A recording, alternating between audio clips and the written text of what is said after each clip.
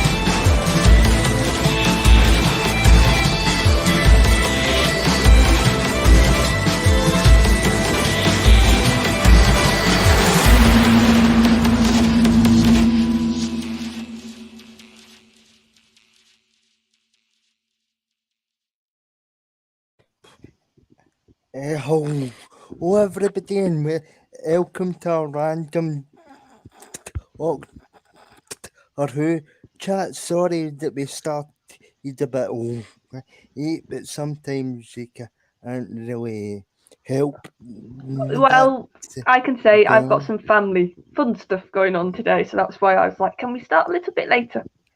yeah. I was actually So, relieved when I got the message because I was like, oh, I'm not ready yet. I need to get a cup of coffee into me first. So when Daniel actually sent me a message to say that we were going to be running a bit late, I was like, yes, I can get me coffee in. Get your uh, deal going.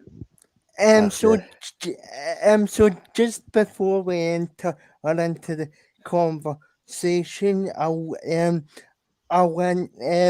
introduce my fantastic companion.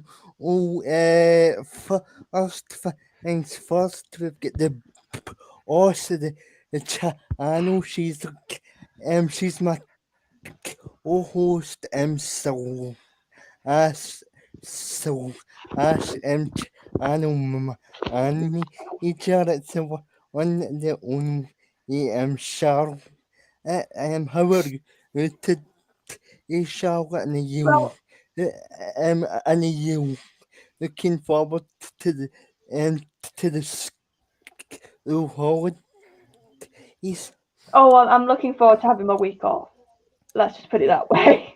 Very much looking forward to not having to get up and just having the week off. It's nice. Mm. I tell you something. Maybe send me, and I'd probably No, end up scaring no, it. That's no. to be honest.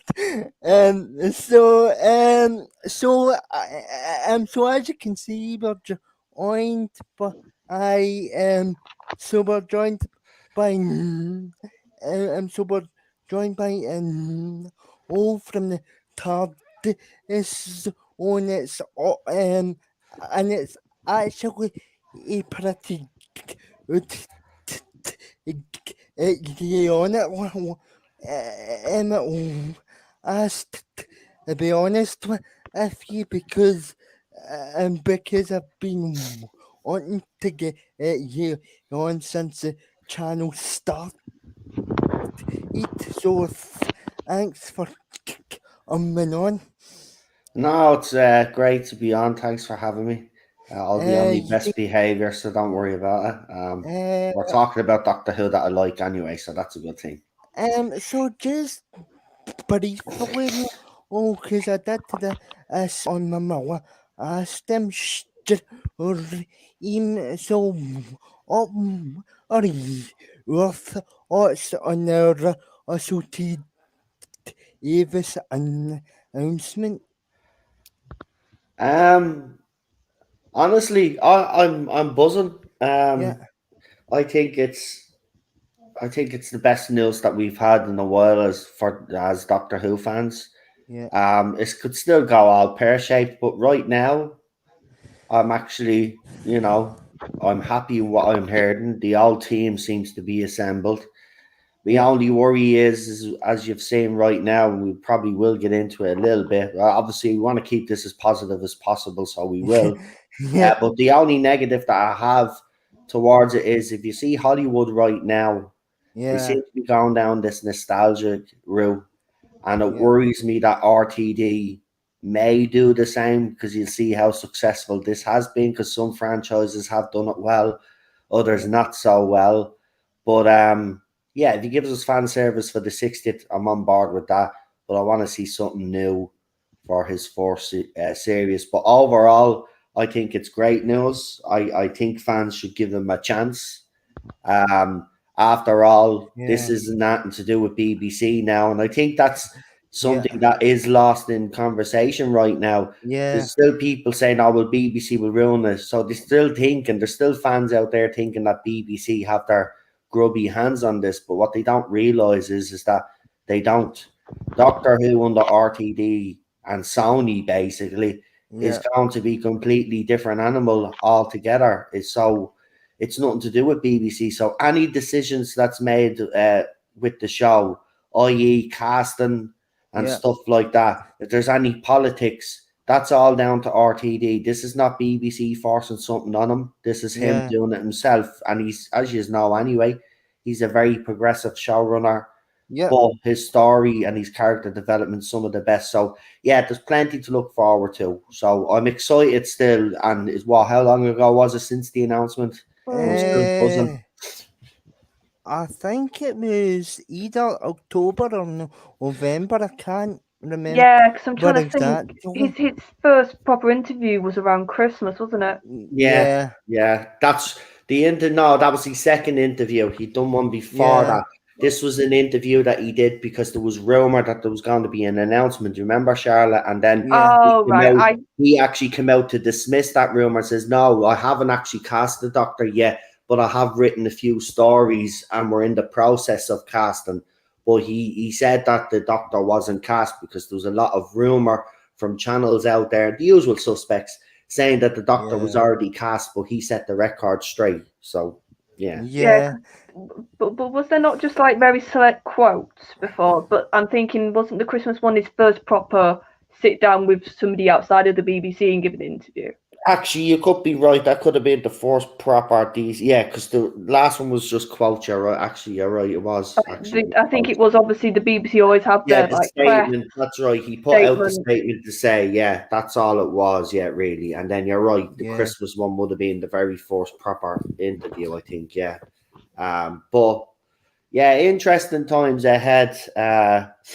Obviously, I've heard that the man himself is only interested in casting a man for the role. So it'll be yeah, interesting because, as you know, you yourselves, guys, because you are always around, so you know this.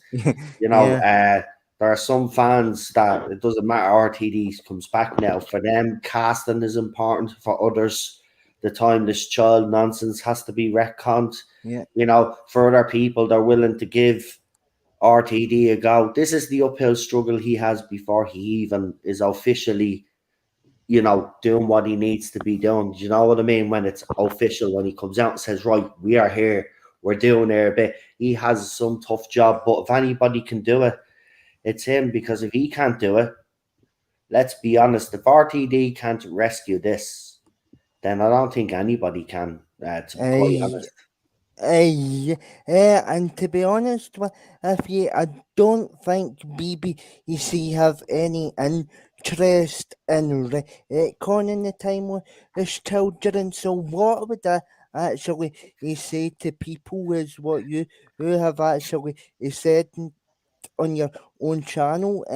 For fans have a decision to Yeah, actually econ it because the show's going to move on regardless. That's what I mean. And, nobody wants to be left behind, or no fan here, or even me. I don't want them to be left behind. But I can understand, I understand where they're coming from.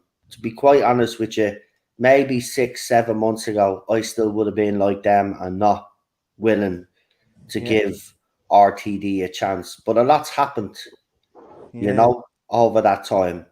We've the continuous articles. I mean, there, for example, right? What Culture did an article recently, and they called out the Not My Doctors. They actually mentioned Not My Doctors, right? So the media, What Culture, and all them, that's what they're called. They still, and Digital Spy and all these, they're still attacking fans 5 years later, and they're still at it.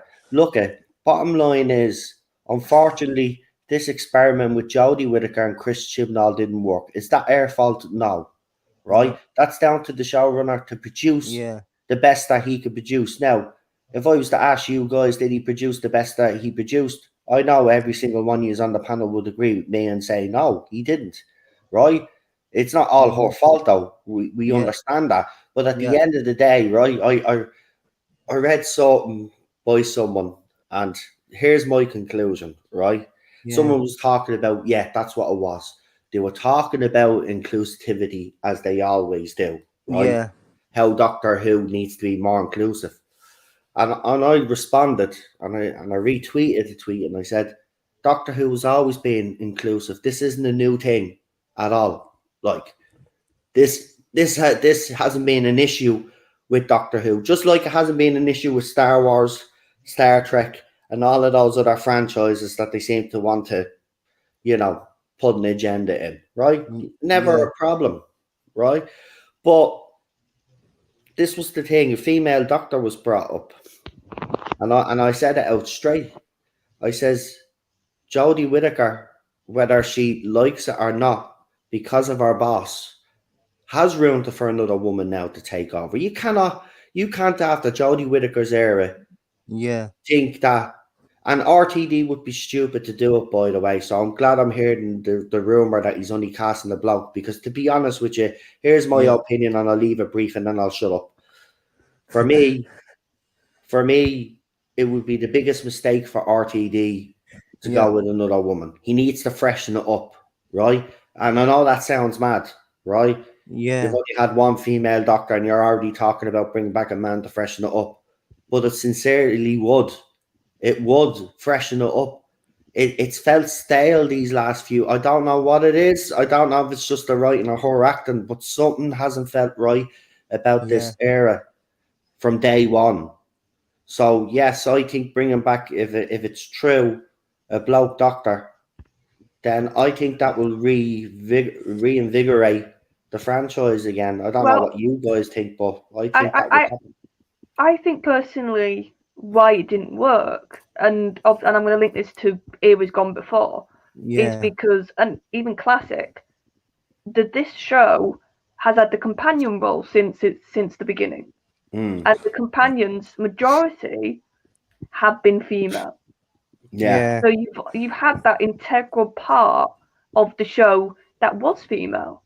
That I think also because it was majority female, did have at times have the more emotional impact, or did have the more sort of, I know it's sort of the joke that the companion just stands there and asks questions, but that's important because it helps the audience. You've got the Doctor who's so, when written right, is so intelligent sometimes and so almost above human understanding that he can't explain stuff, or he almost like he knows too much. You need the companion to be that sort of looking in character, and those have been, a majority of them have been female. So that is why a female Doctor wasn't fixing any issues we had with inclusivity. Exactly. A female companion as well is well, it doesn't matter whether it's a female or male companion or couple companion, which we've had with Amy and Rory. The thing is, the companion is there as is the eyes and ears basically for the audience. That's the connection that the audience makes, is always with the companion. Yes, sometimes it is with the doctor, but most people will look at the companion and make that connection with the companion and understand from the companion's point of view, you know, and that's why the companion is very important. And you're right, when you get rid of that dynamic, and Peter Davison was spot on when he said it at the time. You know, that man could see it a mile away, which nobody else was seeing, right? Well, obviously people on his side of the argument that were backing him up saw it. But you know what I mean? The majority of people at the time weren't seeing this. And he saw it a mile away. And look at what, look, everything that he said in that little interview, that 30-second or whatever it was, minute and a half that he did, where he said those words and he gave his reasons why he thought it wouldn't work. He was absolutely spot on, and look what happened to him. You know, it's a shame, because people should have listened. Look, he mightn't be everybody's favorite Dr. Peter Davison, but that one comment to me proved that he knew more about the doctor than the so-called supporters of this. It's actually shocking. But there you go. Well, what can you say? It's look, this nightmare is finally over, Daniel. You know, that's all I'll say. So it's over now. Hopefully the fandom settles down and everything is good. So I just so I've just gotten back into watching a few a few classic stories a few years ago. Now I watched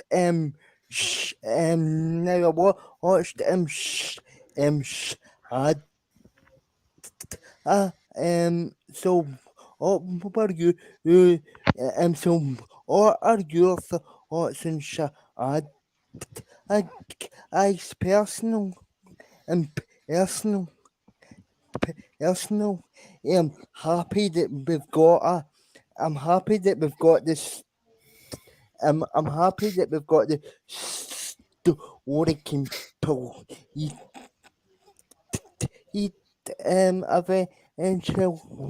so what are your thoughts on Shad? We'll start with him, Charlotte. Well, I've not fully seen it yet because I'm sort of getting through classic bit by bit. Yeah. But I have seen the scene of Tom when he's obviously at that time when he was at his current age, in the outfit again, stood in the TARDIS set. And I do think that scene, it just shows that Tom is innately the Doctor. And even if you just put him in the clothes and it's just a tiny little thing, he just becomes that character again. Yeah. And you just sort of, he's sort of got that voice and everything hasn't changed a lot. So I've seen that, but I've not got yet through watching the whole thing because I'm getting through classic bit by bit. What about what are your thoughts on Shad? Right, he's not gonna like me here. I don't like it. I've watched it several times. Oh man. It's the animation. Yeah. I find, look, here's my thing. I'm glad that, look, some of the animations have been great, right? Yeah. But I think Charlotte brought up a point that it was either a few weeks or a few months back where she, you know, talking about facial expressions and how animation can pick up that. And I think that's what is missing. Look, the animations are good to a certain extent because we do get to see the story complete. But Shada is not one of my favorites. I think even some of the fan animation is so much better than what's officially being produced, which is shocking, you know. But look, it's not really a great story either, though. That I don't know why there was such a big deal made out of this story. I remember at the time, like, the big deal being made out of it, and then when I finally watched it, I was like, why is everybody raving about this story? It's not actually that good of a story, but look, you know what I mean? Different strokes for different folks, as you say. I just didn't like it. It's like Fury of the Deep. find that animation very jarring as well. It took me three or four watches to actually complete that whole story, and then by the time I was finished, I was kind of like, yeah, again, that was another story that was kind of hyped up by fans, and I was like, maybe it's the animation. Maybe the story is a lot better if we saw it live. Do you know what I mean, Charlotte? You know, when you see things live, it's completely different, or you see the actual footage.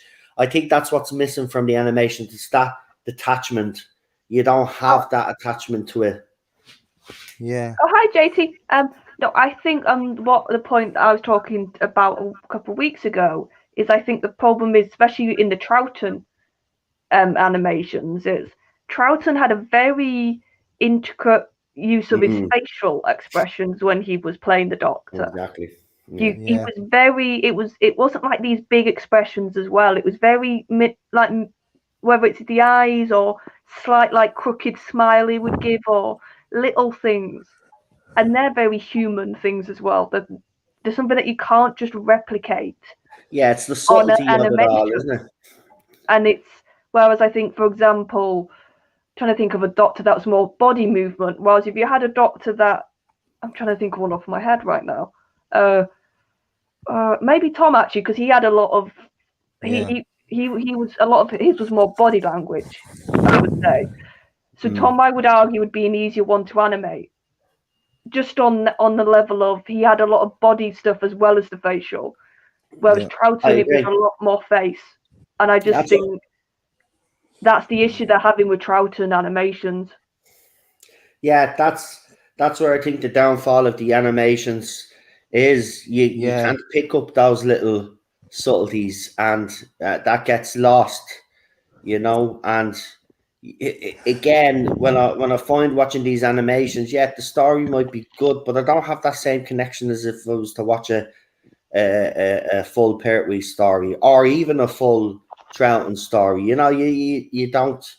The animations, as I said, you know, for the fact that stories are being complete, but as well, what kind of annoys me is they take liberties as well.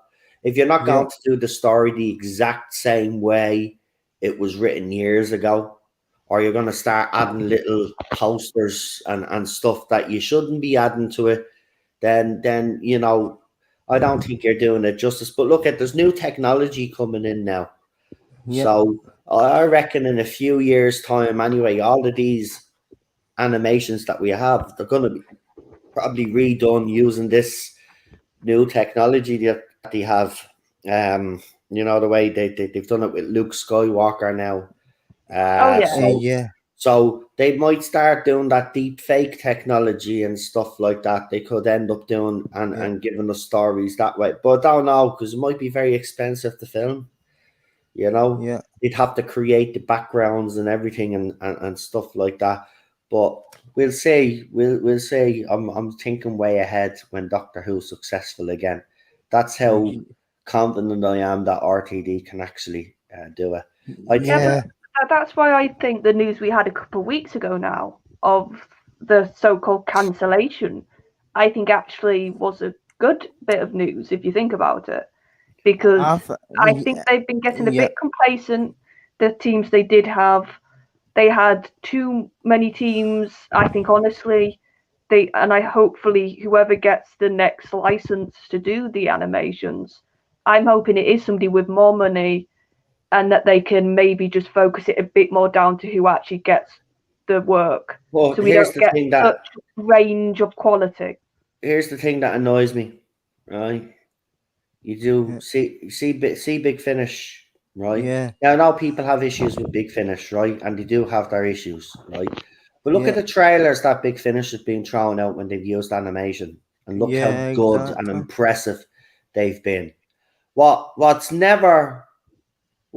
never understood is why, I don't know if Big Finish do have an animation section. They must, if they're able to do an animation trailer once in a while. So they must. I don't know why they don't expand that and do the animations in-house. I don't know, maybe it is cheaper to outsource it, but there seems to be a lot of waste of money. And I do agree with JT views there. I do think the animations overall, like There are some decent ones. I think the fan ones are a lot better, actually, to be quite honest with you. But there are a couple of the animations. I mean, I didn't mind the Macro Terror animation. I thought that was Yeah. I The thought that macro was were good. decent. They did do Yeah, a good job with the Yeah. macro. I think that was a decent one. But overall, I'd Yeah. have to agree. These are classic stories, right? Yeah. I don't think you can do them justice animating these. If you can't find them and they're not available, I know it sounds harsh, but leave it well alone. Yeah. You know, for some fans, the telly snaps and all of that, and the reconstructions are good enough. You know, Yeah, yeah, but what about, I'll say also about the way he snaps is that I think some of the, I think some of the trouting, I think some of the trouting, he snaps are bad to he produced because, I remember that, so I remember actually finding the underwater, the underwater, the underwater, and it's not, it's a really bad shape, or the tail, he snaps didn't, didn't match, the odd. He also, I think, EBC have been kinda taking advantage of the fan. Oh, they've been doing that for years. yeah, of course they've been taking advantage, and Charlotte is right. Of course they have. It's look at they know there's an absolute want and need for these stories to be completed. Right now, if the latest rumors, which sound a bit far fetched, but if the latest rumors are true and there is really some stories in the Middle East, do you remember that article that was read out Yeah. and fans were reading it Yeah. out as well? And I read it out on my channel. If any of that is true, and there is, right, there's still stories out there. But the thing that people haven't really said is we don't know what condition these stories are in. These people could be smart, right? And they'll try get as much money. See again as well, it's probably become a very expensive thing for whoever is going and getting these episodes, because they're not just going to be handed over. There's going to be some sort of exchange. They'll want some sort of incentive, whether it's cash or whatever it is. These are private collectors, apparently. So they're in it for, at the end of the day, they're going to be in it for the money, right? They know how rare, because these people, look, when they discover they have Doctor Who stuff, these people are not stupid. They're going to get people to basically look at these, tell me, are these valuable? And then someone say, Doctor Who, oh Jesus, BBC are looking for them. They're worth a few quid, So again, we don't know what condition they're in either. They could end up selling that to the BBC and it's in bad condition. But that's the gamble that BBC has to take if they're going to buy this. But the thing is, it's probably gotten very expensive to do this, and this is why there's talks of the animations probably being stopped now. Probably just isn't got to do with the fact that BBC is losing money Hello, with the guys, money can you there. hear me? It's probably the fact that they're spending a lot of money too. Do you know what I mean? Yeah, Oh I can yeah, see you. and You're still here.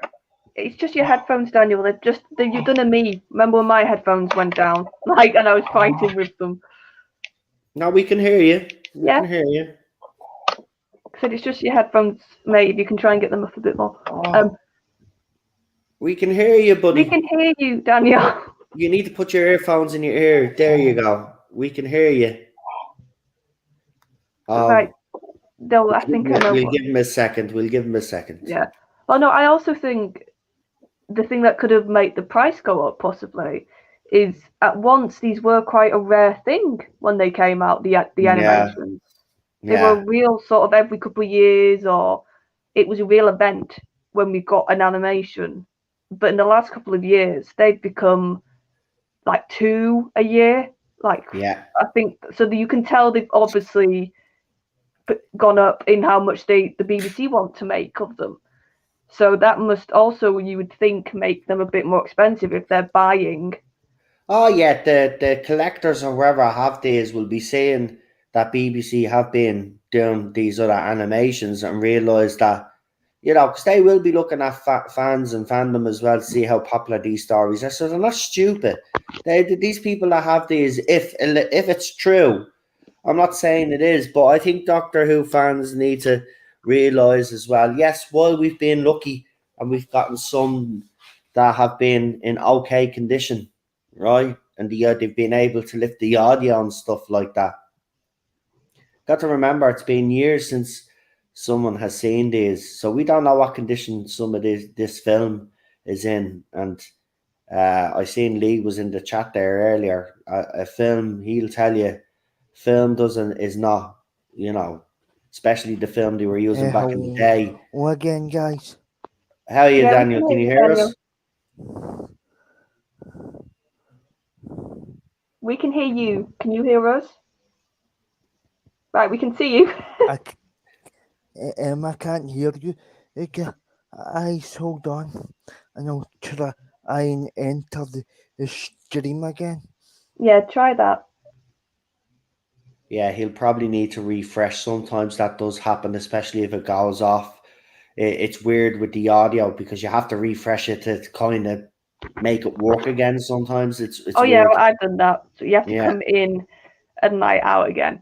Yeah. No, but no, and that's the other thing that I've seen definitely with classic. Maybe I'm just seeing this because I'm sort of discovering it, but it has. I think the fan base in general, and I don't know what you think, Noel.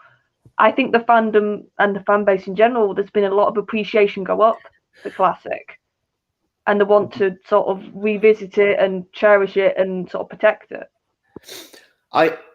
I don't want to bring the Chibnall era into it, but I call it the Chibnall Effect. And the reason why I say that is that even myself, I will admit I wasn't Stephen Moffat's biggest fan. And as you know, we've been doing watch-alongs on my channel and we're on the Moffat era. And I think I appreciate it more than I did at the time. And I think the same thing is happening with Classic Who. And I think the reason why there is because the last few years that we've gotten, people are starting to realise, they mightn't say it publicly. There's a lot of people not coming out and say how they truly feel about this era. They're sitting on the fence. And in some aspects, I don't blame them, right? Because we've seen the way this fandom goes on.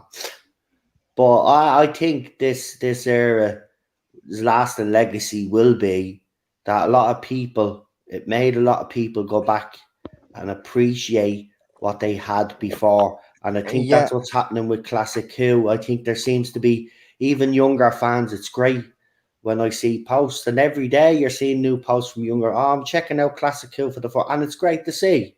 It's great to see. Because go ahead. So what is your favorite classic stories? Well, the story that I have a soft spot for. I've mentioned this several times. Everybody will know. Is Pyramids of Mars. That was kind of one of the first stories I watched. I think Genesis of the Dialects is a masterpiece. I don't think a Dalek story actually has touched that. We may have came close, but I think for me, that's the definitive Dalek story. I don't know whether you would agree with that. We're watching William Hartnell right now. I'm liking his stories. Obviously, I've watched them before, but it's nice to go back. But it was a different type of Doctor Who under Hartnell. Obviously, they were only starting off. The character was being developed as they go along. But his performance is just like we've been watching. He's just brilliant. I mean, without him and without Troughton, because it was a dodgy time when William left. The show was kind of up in the air. Had to Yeah. work with Patrick Troughton, and people at the time, which is funny because some people at the time didn't like his casting. Yeah. So were they not my doctors back then? Because they were not. Because there was even articles that you could find Yeah. where you could write into the newspapers, and there's Yeah. actually a review of his first episode or something, and some woman writes in, she's not happy with it, and I think she calls him Coco the Clown or Oh yeah, something. he was seen as way too comedic, wasn't he? Yeah. So he didn't go down well, but obviously then the stories. But yeah, there's more of appreciation because of what's happened. But other classic stories are like Yeah. Inferno. Well, I think Inferno is a great Yeah. story. Inferno's awesome. I love Pertwee's era. Actually, it's more kind of action based, but and obviously it's on Earth. But I love it. Yeah. Planet of Spiders. That's actually a great story as well. Yeah. Peter Davison obviously was the doctor that I did grow up with. Yeah. But there's only a couple of his stories that really stood out for me. Yeah. Angelosani will probably be one of them. Ibs Angelosani, no? Yeah, that that Yeah. that. Well, listen, I mean that's probably up there as his best story. Maybe I think all the Yeah. performances in that were just superb. Um, It's just a pity the 80s is such a mixed bag, isn't it? Yeah. Because, maybe we could have had a different story than we do have today. But it's history repeating itself. It's Yeah. history repeating itself, which is weird because, Yeah. you think after the successful reboot in 2005 that the show was gonna just keep going upwards and upwards, but how Um. wrong were we? Yeah, yeah, but here are my thoughts. Okay, like every past era's got a couple of stories that you think, oh, this is quite good, like and see, this is what I've been so detached from the from the show at the moment, and that there's not one story that I'd sit down to actually tune into. And whereas every other era has it all, has it all. You stuck up all the stories that I can sit down and happily and happily and happily get into because Peter Davidson's got he's Angel Zani and Resurrection of the Alex which I enjoy because every character or every supporting character gets exterminated and I enjoyed that personally and and pitied it and pitied it you can I forgot exterminated because I don't because I don't really I don't really like her as a companion to get someone Well, she else does leave, to be right? honest. She does leave at the end of that story. Yeah, yeah, yeah, but because I and I saw that story when I was in Charlotte, and even as a 10-year-old, I was like, I should have would have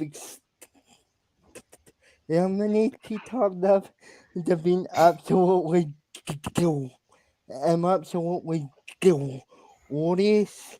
See, my main positive for Resurrection, because I do think Resurrection's a mess, like when it comes to theme yeah, and story, but I do think Davidson gives such a good performance in that one, because obviously he was the first Doctor that sort of the first actor, sorry, that sort of grew up with the show. Obviously, Yeah. with Bill, it was the first version, and with Troughton, it was still quite in its infancy. So when we get to Peter, it's been like part and parcel of British television at that point, and he'd grown up with it and was a fan, and he liked it. And I think that informs his reaction to the Daleks, because yeah, I think I love the scene when his doctor first sees the Dalek, Mm. because, and I'm not saying you couldn't do this if you weren't it, but I just think he has such fear in his eyes, and the way he does, you can see he's absolutely scared and petrified that it's a Dalek. And I can't help but think a bit of that came from him growing up with them and having that fear as a kid. And he's almost channeling a bit of that in his Doctor. yeah, Because I love him, like I said, that scene when it's like the first reveal also of the Dalek, and it's a proper good like tracking shot, and you go to Davidson's face. yeah. And then that's the cliffhanger, I think, for one of the parts. Yeah, and another topic that I wanted to bring up with you tonight, guys, is like, are you up for another? Are you up for another multi or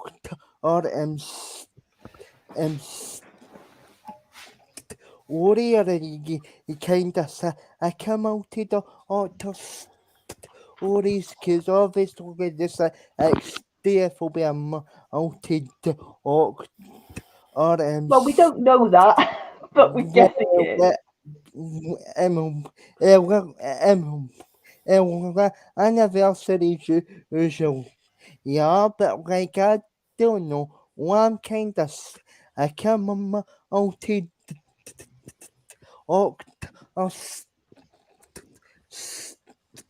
stories and maybe like ultima as or something we would be a far more oriented in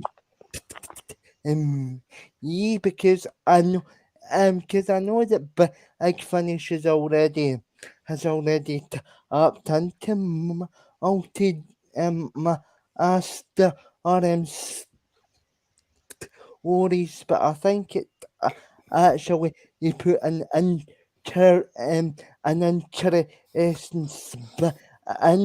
on it, if it was to happen in the actual show.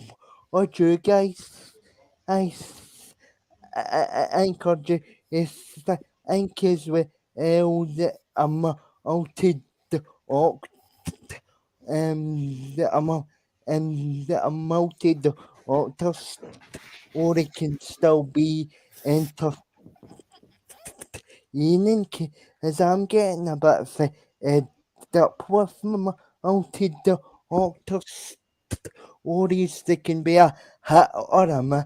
Hit or a Yeah, miss. no, what do you think? To be honest. All right. The only reason I would love to see a multi-doctor story is because RTD is coming back. Yeah. Do I think a multi-doctor story will happen? I don't know. Would I like to see a multi-master? And we did bring up on this channel about on the TARDIS on about a multi-master story. I would be in favor of that, but the only problem with that is this. Okay, you've done it on Big Finish, fair enough. Yeah. You do a multi-master story on TV, that's okay. So you're pitting the Doctor up against how many masters though? You know, it's I don't know. I think it's a bit For me, I don't see the Doctor defeating multi-masters if they've learned from their past defeats. If you're going to have masters working together, I don't see the Doctor coming out of this alive. So if you were to do a multi-master story, you're doing it with the intention of killing the Doctor off at the end of the story, because there's no way, I don't know, maybe the chat, don't know whether they'll agree with me or not, but I just think a multi-master story, if you pit one Doctor up against multi-masters, I don't think it's going to end well for the Doctor. I don't care who the Doctor is. I don't think he's gonna. The Doctor's gonna be able especially to if you have the more sort of sadistic masters. In that exactly. Yeah, because because if you listen to like the audios, Jacoby's asked or is probably the most Oh, you saw that in his little screen time. Just that, yeah. And that's what made that scene in Utopia so like chilling, because I'll always, like I said, I can literally remember now when the alien like scientist is cowering, and obviously the way she spoke, she said though, didn't she, at the end of all her sentences? Yeah. And he repeats it in Jacoby in a very mocking, scary sort of, and you just think, oh, yeah, and then he electrocutes her, and so you saw in just his little bit of screen time, he was like that. So I bet in the audio he's even more, I would say, probably sadistic. I agree with JT views, and I know Dialects are kind of getting on everybody's wick right now because of what Chibs has done to them. But I think he's right. You know, the Doctor versus Daleks, if you're going to do a multi-Doctor story, we've seen it kind of being done before, but they're the kind of stories, and he is right, you've got to appeal to the public as well. And whether we're getting sick of Daleks or not, the public love the Daleks. You've seen those lockdown videos of Daleks going remote control Daleks going around the streets telling everybody to mask up and to stay indoors and stuff. And it's funny, like, whether you agree with it or not, it's like, but it's funny. So they're ingrained in British pop culture. They're ingrained in the British consciousness, just like Doctor Who. This is why the damage to Doctor Who is so significant. It's because this was a cultural icon. This was a show that the British people were proud of, whether you were a Doctor Who fan or not, or a casual viewer. You were proud of that show. It was representing Britain. And you seen RTD, he was very, you know, when he did his era, it was very British. You know, you had Rose Tyler in particular wearing that, you know, wearing the Union Jack, you know, a t-shirt. We go to an episode where there's Union Jacks. Oh no, sorry, am I right? Union Jacks or the other one, or there was a debate about the flags. Do you remember where they go in Tommy's Gaddar's house and he has the flags hanging upside down? And the idiots answering. Your favourite episode. Oh no! It's got its favourite villain in it, hasn't it? No. Jesus, that villain. Yeah, I don't like that woman in it at all. She's a great actress, but I just don't like. I'm hungry. It just annoys me. But Tommy is good in it. The Doctor and Rose is good, but you could say David Tennant's Doctor is really shocked when he finds Rose just abandoned, and you can see for the force how angry he actually gets. There's some good elements to that story, but overall, I just don't like the villain, as Charlotte said. But I think maybe I do agree. We've had a lot of multi-Doctor ones. That's why I think maybe a possible sort of better route is to do a Doctor a special. Basically, give Tennant a special, give Matt a special, give McGann a special. I think that would be a better way to do it. And then it is that one Doctor for that story, they're not competing for attention, and you'll have the added, and then you can still have the fun of saying, "Oh, look, all these doctors are back," but they're not fighting in one episode. And I think it would be nice almost to do, like I said, for example, if we get 4 specials, I'm just naming a random number now. I think it would be nice possibly to do Tennant, Smith, McGann, and then give the last special like your big lead up to number 14. That's how I would do it if I was in charge. So who would you actually like to see cast as the 14th Doctor? Oh, I don't think you've actually said this on a stream yet. no, I've kind of bounced between names, if I'm honest. But right now, for me, where I'm at it now is I don't care who it is, but it's got to be a bloke. So I'll wait and see who they cast. I'm not really particularly worried on who RTD casts as the Doctor, because especially if it's a bloke, because let's be honest, look at these 2 Doctors from his old era. We got the great Christopher Eccleston, right? He only did 1 series, but then we got David Tennant, which is considered and wins polls. It's him and Tom Baker all the time, isn't it? So, I'm not really worried about his casting. He's always seemed to have got it right, actually. And the same with Stephen Moffat, in fairness to him. He got it spot on as well. So I'm not worried about the casting, but it has to be a bloke. But if I was to throw a name out there, obviously I would love to see Michael Sheen in the role. But I don't know, he seems to be a bit busy right now, but that could be all smoke and mirrors, because remember, they've done this before. I mean, John Barrowman did a whole thing where he was pretending to paint his gaff in Wales, even though everybody kind of had the suspicions that he was going to be turning up in the Whittaker era, and it happened.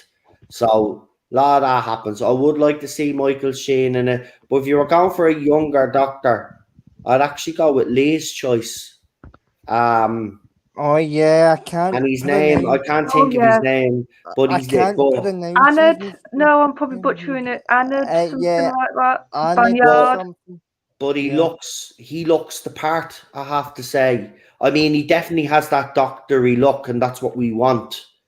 And he did put up a post on his Twitter account where he said, that he was full steam ahead for 2022, and he was getting ready to get back in the saddle. That's it, Lee. None of us can say it though.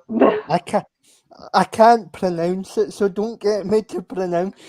Yeah, but that's the bloke he's talking about. And if you haven't seen it, if I were you guys in the chat, see the name, Google it there, and look at it. There is a particular photograph. That you'll see, and you'll say, "Oh my God, he looks like the Doctor in that photograph." Look, they'll either go with an old Doctor or a young Doctor. So it doesn't matter to me. Just once the actor understands the role. Listen, I don't expect every actor to come in to know everything about the show, right? But if you're coming in to play a part, then I do expect you to do the research on that character that you're going to play, right? So then you have a better understanding of it, and then you can add your own personality to it, but while keeping the character what it's supposed to be. And that's where I think Whittaker failed. She did the research after the fact, but that wasn't her fault. Her boss did tell her not to. But if you're any actor or actress worth your grain of salt, you would go and do the research regardless, because you care for the role. And that's this is why I didn't warm to Whittaker. I'll just end here. This is why I didn't warm to Whittaker ever. I never believed that she loved playing the part, or she was invested in it for the right reasons, and that's why I think she failed. She didn't convince me that she really wanted to be the Doctor, and I still don't get that from her. Even interviews that we've heard lately, it was for me. She used it as a step up the ladder, but it's back for her now because our boss wrote her terribly. But do the research, for God's sake. Not expecting you to be a fan of the show. Matt Smith wasn't a fan of the show, but look at the performance he gave. And if he can give that performance without actually being a fan of the show and then actually becoming a fan of the show, which is fair enough. I'm not expecting him to become a fan of the show, but he did, right? But at least do the bloody research, please. That's all we ask. Yeah, and obviously, Charlotte, and myself are kind of an agreement with a fellow, a fellow, a fellow choice because we've spoken about our choice at all ends on this channel. But like I don't really think Martin Compton's available. He's quite a busy lad. Unfortunately, but yeah, he would be my you choice. I've got a couple of I've got a couple of others as well that I would think that would do a good job. Richard Armitage from the Hobbit would be able to pull that off. I think because he's or he's sort of more he's sort of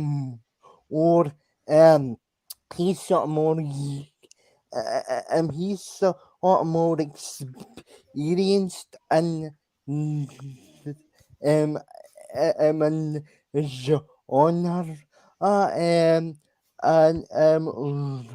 Robert and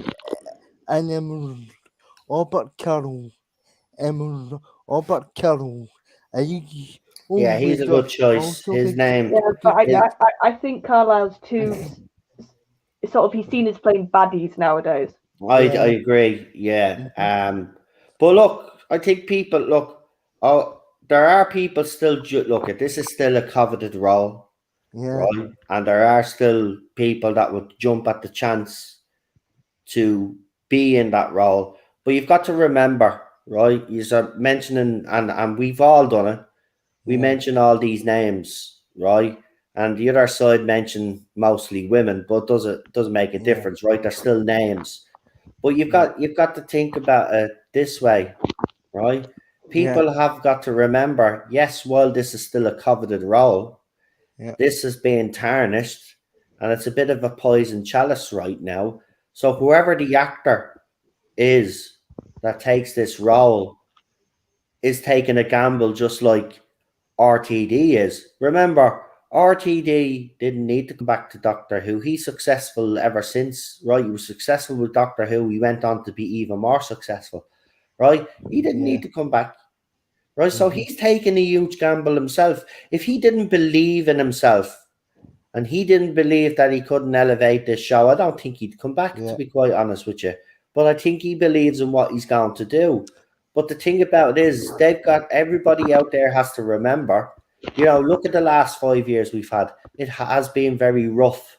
So he's taking a gamble. The actor that takes this role it's going to be a gamble. And even the companion, because look at the companions we've had during this era, they haven't really went down well. Yes, we've liked Graham and we've liked Dan to a certain extent and stuff like that. But overall, the companions have been pretty bad, right? Yeah. So the next companion is going to have a job of winning fans over as well. They'll have to get that casting spot on.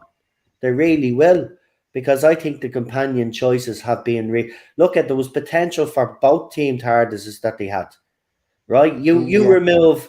This is going to be controversial, but you remove Yasmin Khan from the equation, right? In Yeah. Series 11, and you just had it with Ryan and his grandfather Graham, Yeah. right? And they're mourning the loss of his grandmother and wife respectively, traveling Yeah. with the doctor would have been a better dynamic, right?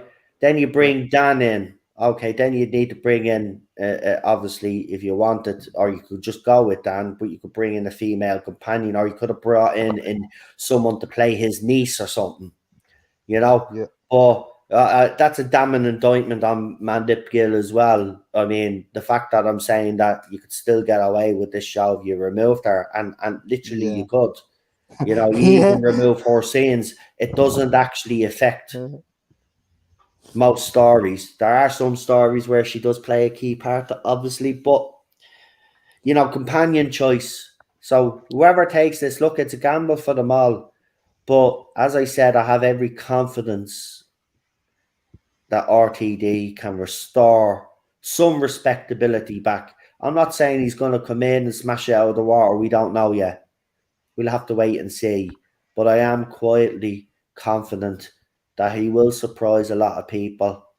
And I think it will be for the better. Look, we just need something. Look, as I said, at this stage now, all I Yeah. want is decent Dr. Bloody Who. And I don't think that's going to be hard to do with the 5 years that we've had, seriously. So if he can give us something that's even better, then look, he's not going to be worse than Chris Chibnall, right? So already that's a thumbs up for us and the So public. Soprano, Soprano, what are some of your favorite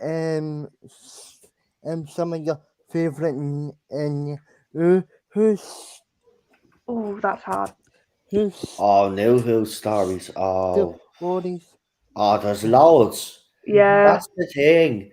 There's loads. But Yeah. if you want to specifically talk about the RTD era, because obviously Yeah. RTD's there, then I think that would be better.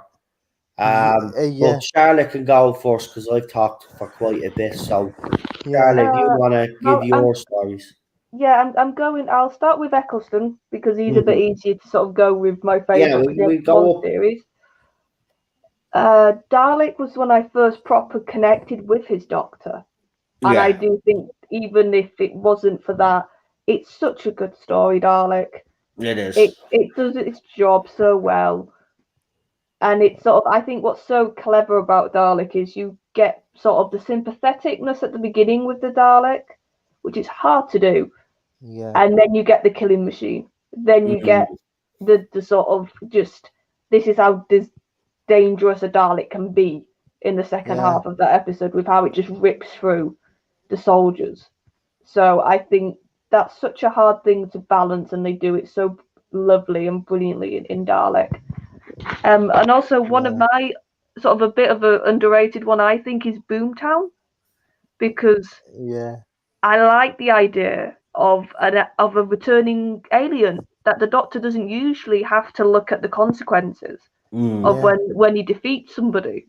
It's sort of very right. I've done that next to the onto the next adventure, and I love that idea Yeah. of one surviving and him literally having to face her, and that scene when they're having dinner Yeah. and her sort of saying like you're like basically calling him a coward and calling him out. Yeah. I think that's such good dialogue between those two. I Yeah. agree. That's actually a very underrated story because you Well, are right. it's a bottle episode, so I think people forget about it, Yeah. and it's just before the finale as well. So Yeah. So some of my favorites are obviously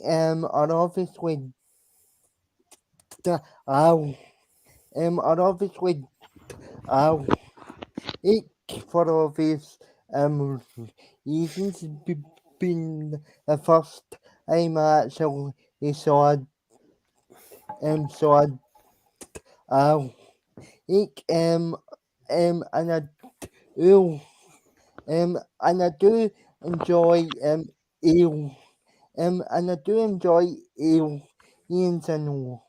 Ale, Ian's a no. On in as I'm sure you already know, it's my out pleasure it's my guilty pleasure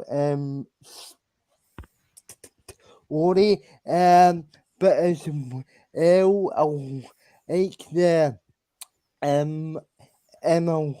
like the impossible on it from the David era as I enjoyed it as a as a as a concept. Also also enjoy I also enjoy the whole a whole series and a whole series and or a whole series or because I don't think there was a bad story series and series or as a whole a pity RT didn't end his era on series and warring or on a high note because I just felt I just felt the specials were a crap. Well, the problem was you had some very forgettable specials, and then you had obviously Waters of Mars, which is the clear standout, Yeah. and bits, I'll say, of Tennant's last special were quite good. But do you know the bit that do you know the bit that do you know the bit that annoys me about that I can guess. Aston story? It's the bit where he says, "I don't want to get on all with this happening." So like, what you owning that you remember up owning it was so out of character it was so out of character for the Doctor. It made me wanted to rip it made me want to rip my eyeballs out the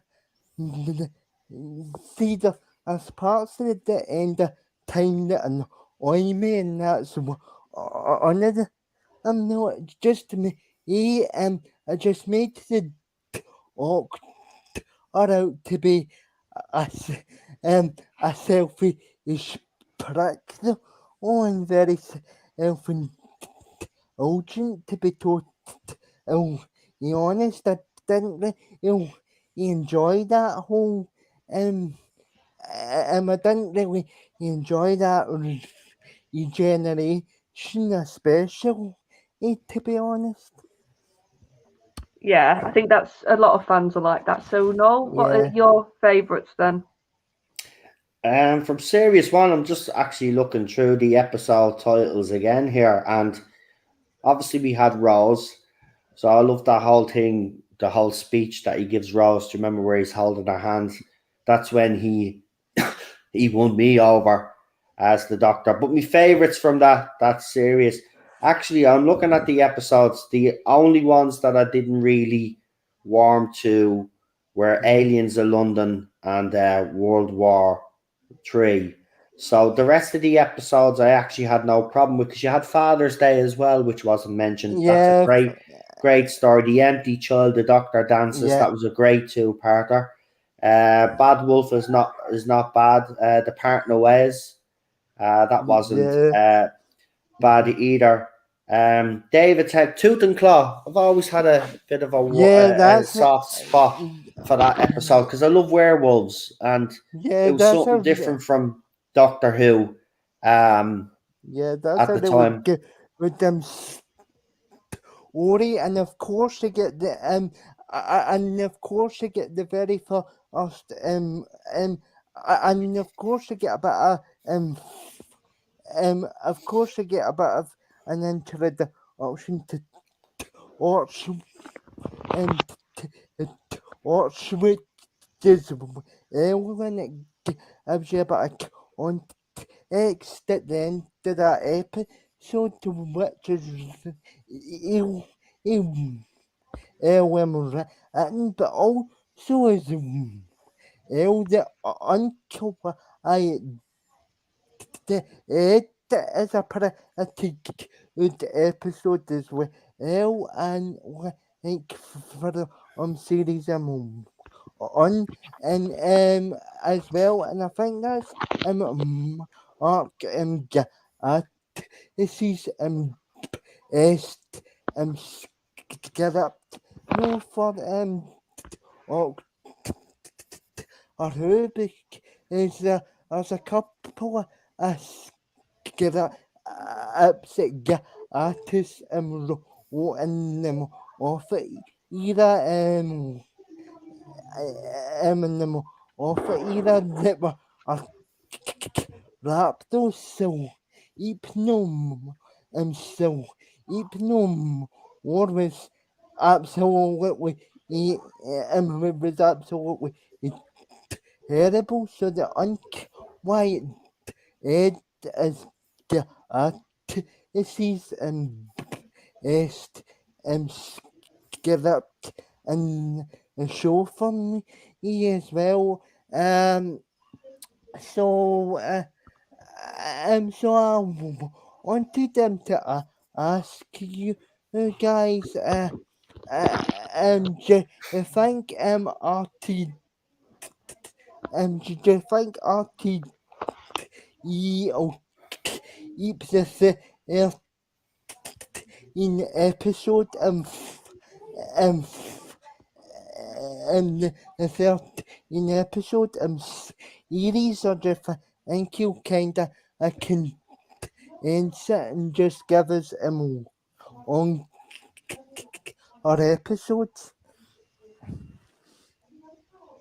That's an interesting question, isn't it? Because the thing is, if you were to listen to the rhetoric, if you listen to Piers Wenger, the stuff that he said when RTD was announced, I don't think RTD would be coming back if he was going to repeat history. So I think it's going to be, I think the format is going to change. I think the runtime for episodes is going to change. But there's so many if buts maybes right now. We'll just have to wait and see what he says. You know, he's been very coy when he does his interviews, but when you read between the lines, he's actually giving you stuff you just don't realize it. But look, this is my only thing. It's simple as this. This is his brief from me. I just want some Doctor Who that I can sit down and enjoy. I don't care what the format is, what the runtime of the episodes is. All I want is Doctor Who to be like the way it was. I want to be scared. I want to be happy. I want to be, you know, I want to feel all those things I felt when I watched the Doctor Who story. That's all I want. That's not much to ask. So you know what? I don't really care what the format is. I just hope they don't go with this binge model thing, because I think that's running out of steam now. I think the industry is turning back to it is weekly television. Episode drops. Yeah, exactly. And because it's getting fans talking. See, that's the thing with the binge watch model, right? It's all well and good to drop, and don't get me wrong, it's convenient, but right, while you're watching that and binge watching it, people are only talking about that show for a couple of weeks, and then when the episodes is over and everybody's watched it, the conversation stops then, doesn't it? Whereas if you drop them every week like they do on TV, then you're keeping people interested for 6, 7, 8 weeks, where no matter wherever how long your series runs for. So Yeah, I want to keep, and I want Doctor Yeah. Who to go back to Saturday nights. I do believe that it should go back to Saturday nights. That's where it belongs. And I think with Yeah. RTD, especially with his credentials, I think he can actually make it work on a Saturday night. Sunday has baffled me, and still does to this day. It was a poor decision, but they did it because they did it because they knew this era wouldn't survive a Saturday night. And I still believe if you put this era on a Saturday night, the numbers would be even lower. So they're even lucky. Yeah. Yeah. And another thing that I want to see on as Christmas specials, to be honest, because I don't really see the point in a New Year's special because because the Christmas specials just seem to like a better option for me. Yeah, and even although also some of the Christmas specials are are a bit hit and miss. I still think it's I still think it's an event in the Well, to yeah, be because honest. especially in Russell, I think Russell, to be fair, Mhm. was the better one at this. So, which is why I would prefer Yeah, it. I prefer them coming back also because Russell will be writing them, and Exactly. that was yeah, because he made it really feel special, and he made it really feel like it was connected to Christmas, even if yeah, the actual story, like, and this is why I think like Christmas Invasion with David Tennant. If you look at yeah, the bare bones of that story, there's nothing to do with Christmas there. It's a very sort of basic. Doctors just recovered from regeneration.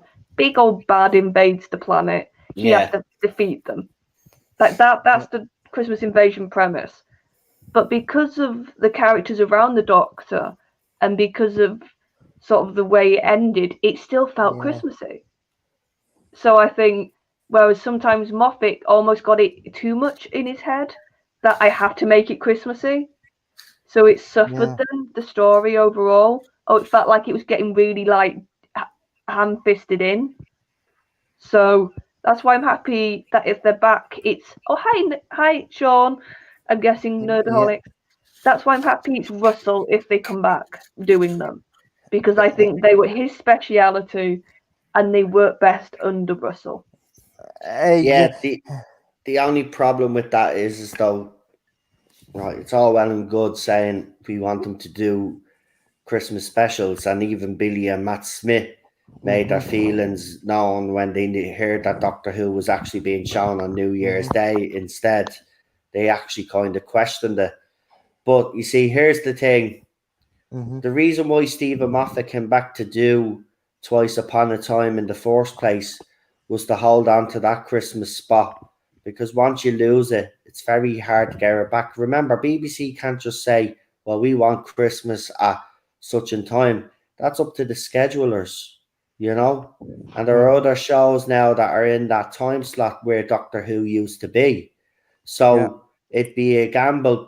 Again, it's a gamble either way for RTD. But if he yeah, can get it back and then convince people to get it back on a Christmas day, then I think that would be better. Look at Doctor Who since it came back in 2005. Doctor Who on Christmas Day has become a thing. yeah, And we haven't had it for these last, and we've missed it terribly.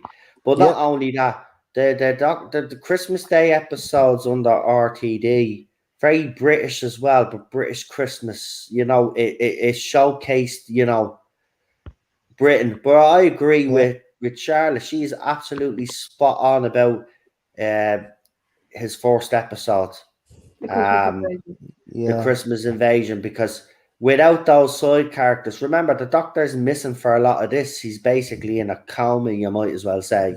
You know, Jackie is there, Mickey is there, and Rose is there. It's basically the human side of it.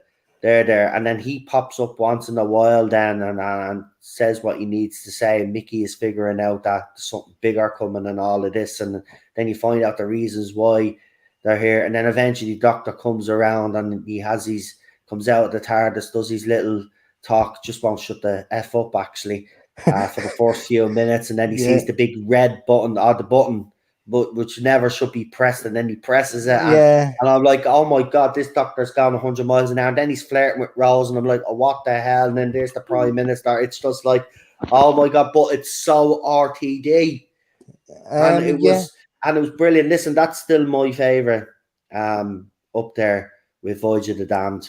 That's still my favourite Christmas special. I think David Tennant's Christmas specials were a lot better than the ones that came after. But see, to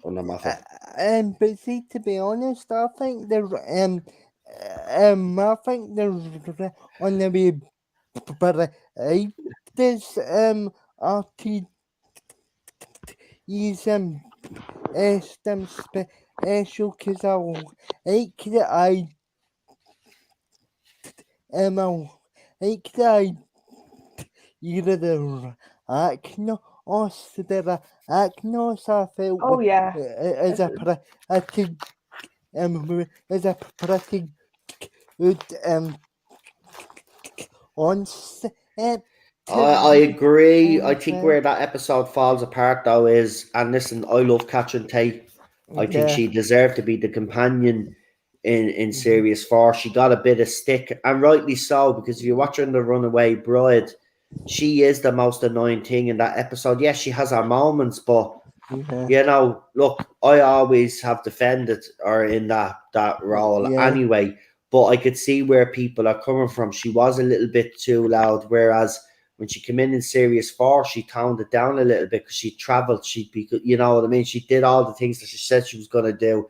And then she did all that traveling, and it didn't change her the way she thought it would change. And that's why she needed to find the Doctor and seek out the Doctor, because she wanted to go on those adventures that she was scared to go on in the first place. So she matured.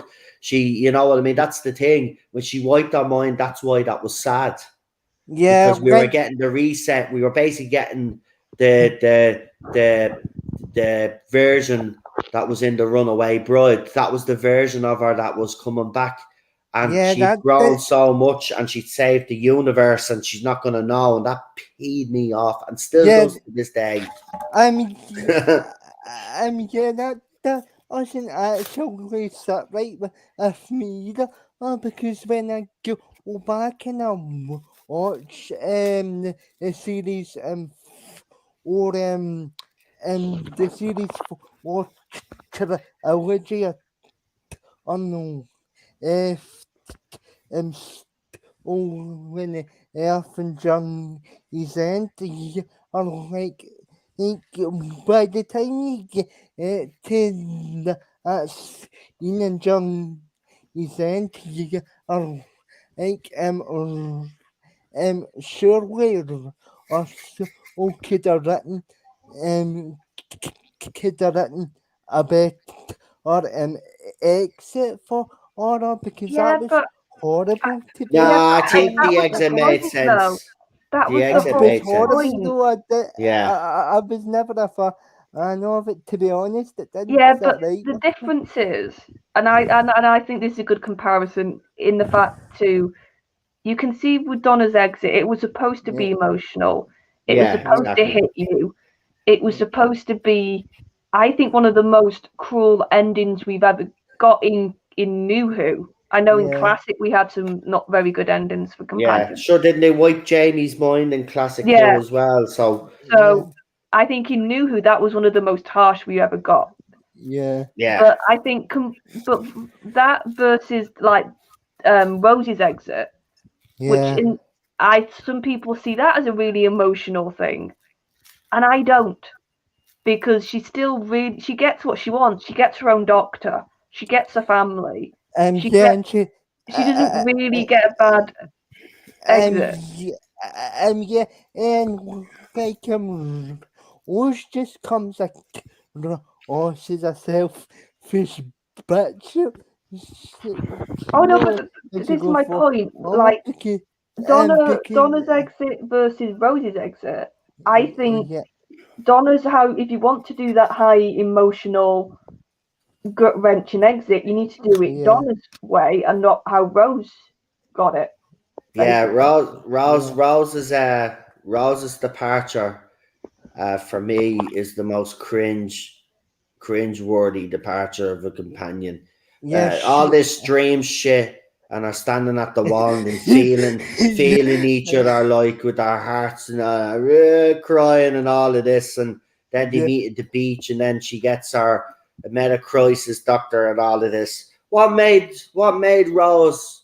See, this is the thing that always rubs me up the wrong way. yeah, We see the overrated, affection that he had for Joe and Sarah Jane and companions yeah, like that. But what made bleeding Billy Piper's bleeding Rose Tyler so fucking special that yeah, like he was no, get away. mhm, This is why there should be no romance in the TARDIS. I'm sick of this crap, man. I want me doctor to be going. Look, it makes him vulnerable anyway. I know there's people in the chat that don't mind the yeah, romance, but that's no, why. But um, he'll So bring it Maline's back. gonna Look, he's kill gonna you do now. it. He's gonna do it again anyway. I know he will. This is RTD. He likes to have romance somewhere. oh, but So there will be, whether it's the doctor this time now or whether it's a companion, I reckon there will be a romance somewhere. yeah, but Um, no, yeah, but no, oh, Hanky, Hanky, and this as well, no, if it's the yeah, companions, obviously, like Amy and Rory, obviously, because yeah, you know, That's why but I do think if he does it, he'll go that route possibly. Or he yeah, just won't have it. I really think wouldn't be surprised if Russell knew that his first time around that was a big part of his era, yeah, and he just doesn't want to do it this time because he's done it. He's been there. He wants to tell true. different stories. True, and at the end of the day, as I said, he has to do something different. So, he can't be coming back and repeating history. He has to give us something original. And that's why I believe he wouldn't be coming back unless he had original ideas. This is not, I don't think we're going to get, like, RTD coming back and reliving his greatest hits.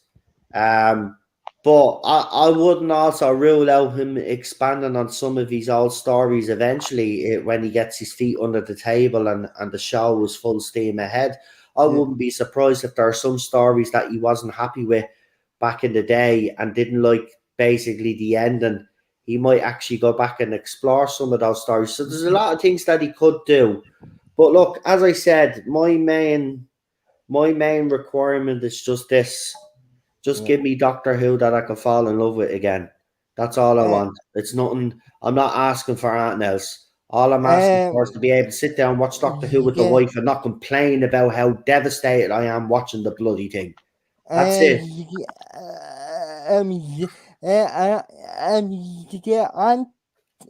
yeah, and for myself as well because to be honest, if you haven't, I haven't actually watched episode, an episode since the time, since the time is children. So please, everything is an episode after and as an and as an added bonus, bring back after a Jones. Please, Listen, as an added. you said RTD give us something. Give us something. Listen, that's not going to be hard. If you haven't watched since the Timeless Child, right, or Yeah, the Timeless Children, myself and Charlotte will tell you, there's nothing to worry about yeah, because RTD. Listen. This is the thing. It doesn't matter, right? Even if RTD was to produce what he did back in 2005, that level, right? mhm, He'll still be what Chris Chibnall has given us over the last few years. And mhm, trust me, you haven't missed much. It's actually gotten worse. So I don't think it's going to be hard for us to sit here and actually call it that it's actually going to be more successful than that Chris Chibnall has done. The issue here is, and the problem that RTD has is, can he win back that British public? Can he win back those fans that have been, for the last 5 years being told basically they're not part of the show, they're not part of the fandom, get out of this, that, and other. That's the job he has. But look, 60th, I think he'll give us something familiar. It'll be fan service, and rightly so. Why not? RTD right in the 60th, I think, is a master stroke anyway. He deserves it because look, Moffat got the 50th, right? And that was me only regret with the 50th is that Moffat didn't try bring in RTD with him and do a story together. Or maybe there was just an agreement or RTD didn't want to do it at the time, or maybe there was never that conversation had. But I would have loved to see a collab for those two for the 50th. But Moffat got the 50th. And let's be honest, there are certain things I don't like about, but overall, over the years, as you've known, I've kind of grown to it and I have a soft spot for it now. But I'm glad RTD is getting the 60th by himself now, because now he can show us what he probably would have gave us in the 50th, if you know what I mean. Obviously, it might be in a different story, but if he had stuck around, he would have been there for the 50th, So let's see what he gives us for the 60th. So I actually don't mind that RTD has the 60th and he's starting off with the 60th. I think it's a great idea. And if it is a multi-story, as some of the rumors are suggesting, I think it's a masterstroke. Think about it. Over a couple of nights, have his 60th anniversary over a couple of nights. That's his time to win fans over. That's his time to convince fans that he still can do it and that he's going to be even better at it, right? If he gives us something spectacular during the 60th, I have no doubts whatsoever that when that first episode of Series 14 drops, they think 13 million was a good mark. But when you see this hit 15, 16 million in its first episode. Well, that's the thing. We know other big shows on the BBC can do that. Yeah. So it's not out of the realm if it's obviously we cover Line of Duty on this channel, and I read to you, didn't I, Noel, on the stream the overnights and the catch up. So we know BBC can get that 17 million on on a weekly catch up with Line of Duty. So there's no excuses for Doctor Who. There really isn't now. There actually isn't. And I hate these excuses that have been made. There is no excuse. If Line of Duty, shows like Killing Eve, Peaky Blinders is coming back as well, that's going to be a ratings. Luther is going to come back, that's going to be another ratings hit. Listen, yes, they're different types of shows, but the reason why I mentioned them is because if they're well written, got great character development, and you got the odd cliffhanger, you will bring in your audience. And that's everything that has been lacking with this era of Doctor Who. So you just need to go back to the tried and tested, right? The stuff that works, but at the same time, making it something completely different and new and shiny so fans can get behind it. Do you think BBC will bring back Confidential because BBC because BBC as a BBC Three as a terrestrial channel will have to have some interesting programming because right now BBC Three's schedule is absolutely up, and I think Confidential and I think Confidential would help benefit BBC Three, to be honest. Well, it depends on the person that's running the channel. I seen a recent article by them where they were saying they wanted to create a drama that represented Britain right now. But the question I posed was, well, will it truly represent Britain, or will it represent your idea of Britain, basically? And that's the problem. Now, BBC Three has always been an odd fish because, yes, while the channel has had a few successes on it, that there's no doubting that. But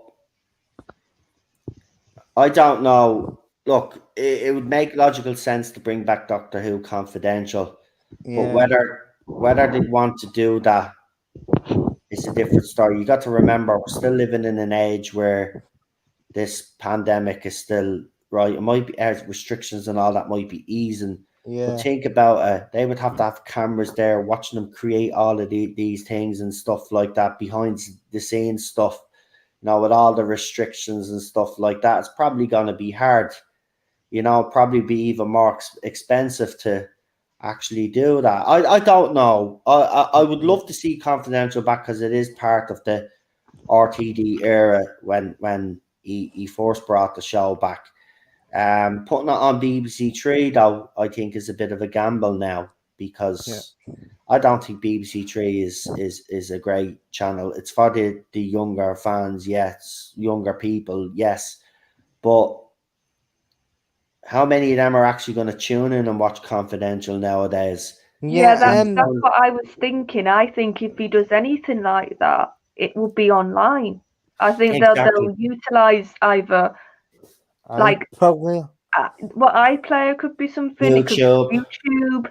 It could be. I think they'll be a bit more up to date because I think they'll expand their social media presence. Yeah, and I think there'll be a lot of that stuff. I agree with you, Charlotte. I think that's the way they'll do it. Our video diaries, as someone said as well, could be fun too. Yeah, because David Tennant did have his own video diary. I do remember that as well.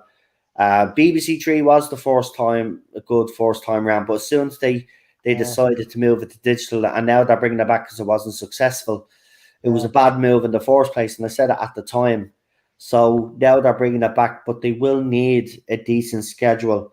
Look, I don't think that the people today, I think they just watch the show. I think fans like us that are invested properly, we would watch Confidential, but I don't watch BBC Three, so I think they should throw that up on YouTube because I definitely watch their YouTube channel then. And I think that's the better route to do it, honestly. And with a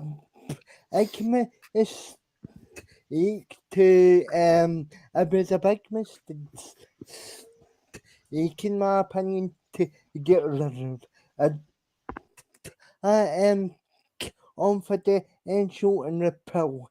He sit with the fan show, and the fan show was actually to be told. Yeah, but I can understand why they went in that direction. They wanted to bring the fandom closer to the show. Unfortunately, the personalities behind that show ended up getting high positions within the magazine. And then as soon as a certain casting happened, then we got to see their true nature, unfortunately. That's the problem. I would prefer Confidential over the fan show.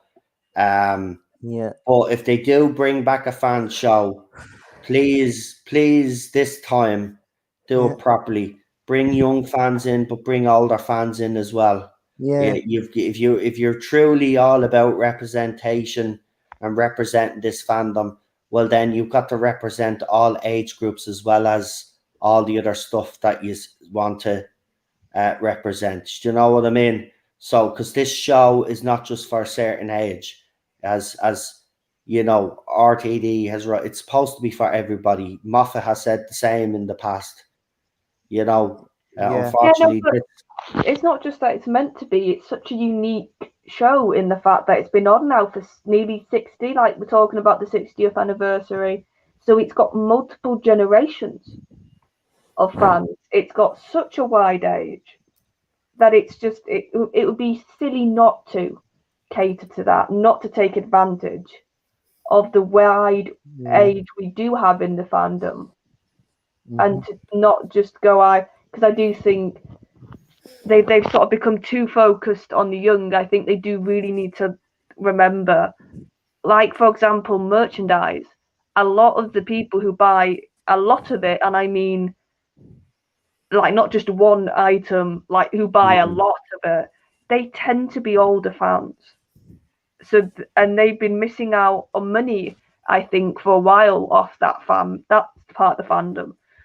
So they really do, and I do think Russell. But I think Russell knows this, so I do agree there. I think he'll try and cater across the fandom, so he can get as much sort of hype going, and for the BBC side, sort of get money back in a sense because they've been missing out on it. Yeah, it wouldn't actually bring. I agree with JT views there. The fan show is redundant. We're all on YouTube, exactly. So I think they should go that way. And I do think the fan show, even if they did have new personalities, I do agree. I think it would be a bit redundant because right now the show is not in a healthy state. So would people want to pop in and watch a fan show? But see, to be honest, if you, I think the rule over at the Facebook YouTube channel do much better or do much better job as a fan show, to be honest with you, because JT you and Simon and obviously a co-host Charlotte obviously he get into obviously he cover all sorts of different topics. So if you haven't actually subscribed to the Facebook YouTube channel, I think you probably should. Anybody in the chat that's not subscribed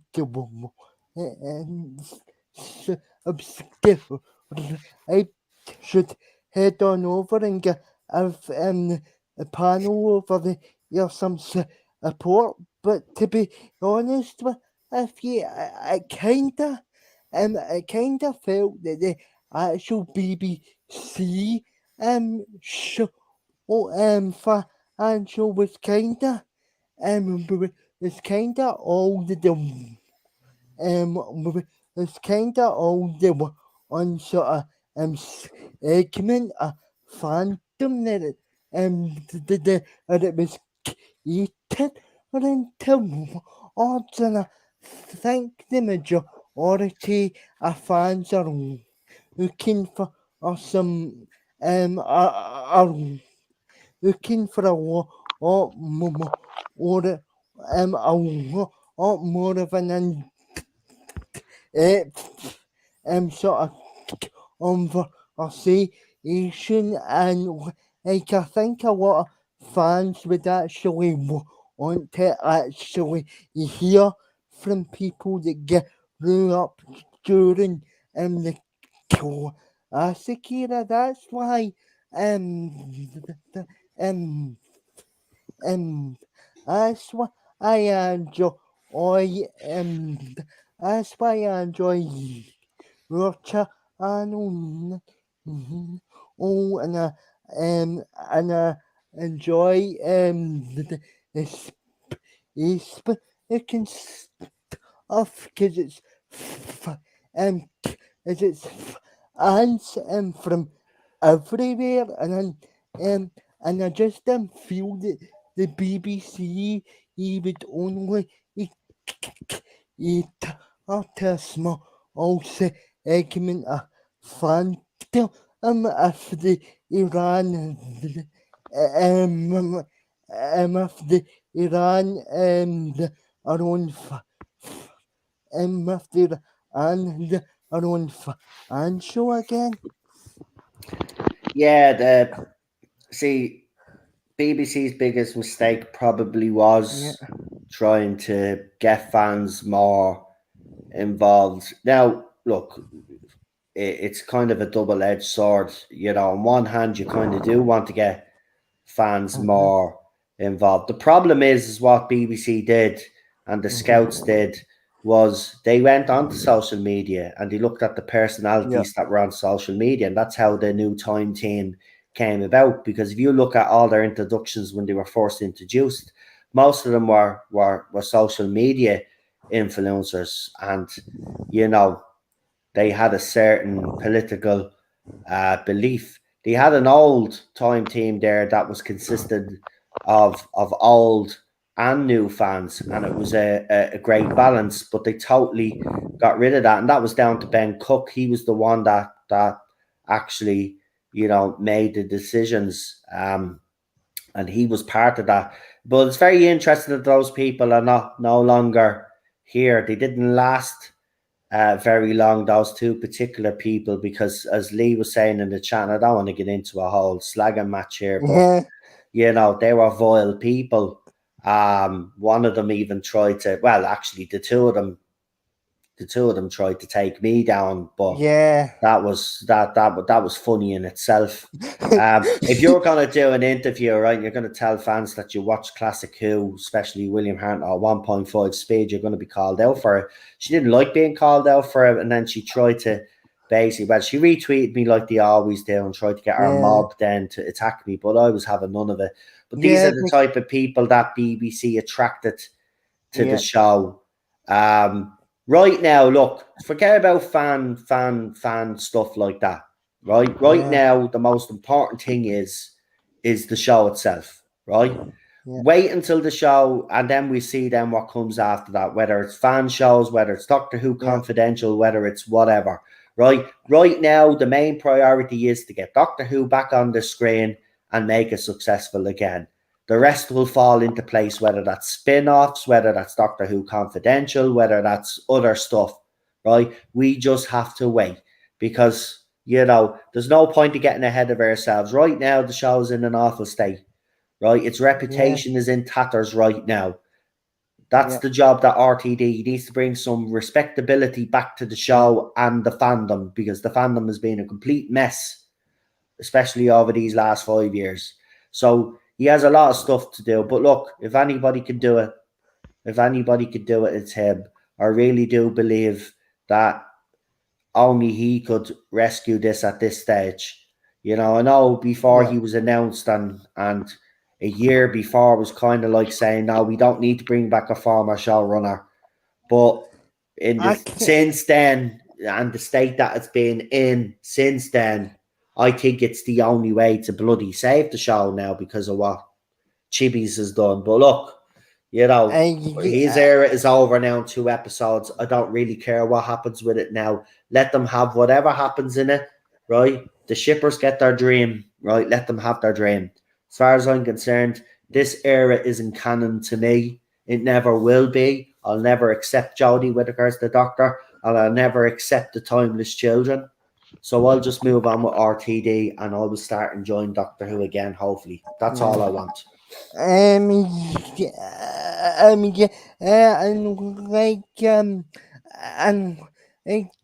to be honest, I'm gonna ask a question. I'm gonna ask a question.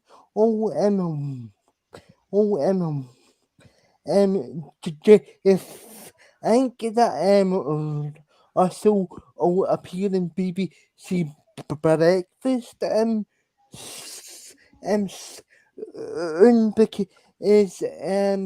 because it's kind of dragging on and I kind of want to hear what the Anne has to actually has to actually say on BBC Breakfast. I mean, I don't actually mind. I'll probably so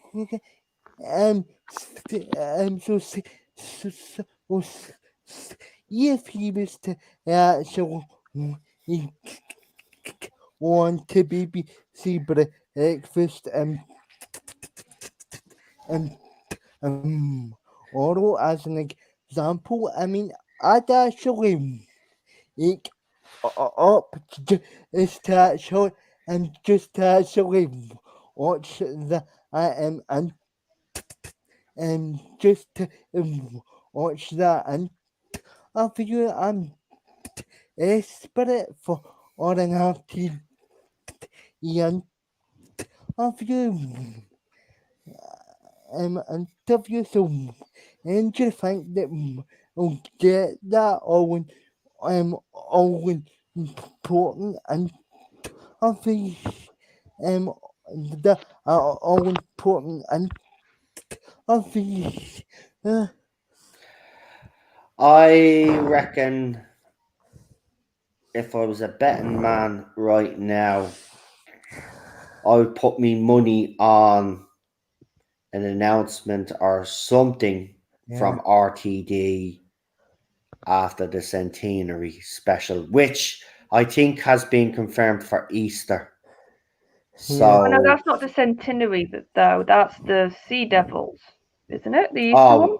Oh yeah, sorry. The centenary. No, not the centenary. The Sea Devils one. Yeah, I reckon we might get something after that one.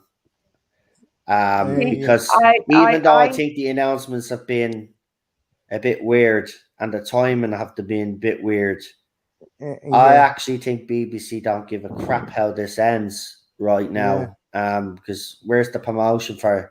Like, we got 2 episodes to go right now. Chris Chibnall and co should be doing interviews, should be out there. The episode should feature on when BBC do trailers for their upcoming show. I'm seeing none of that.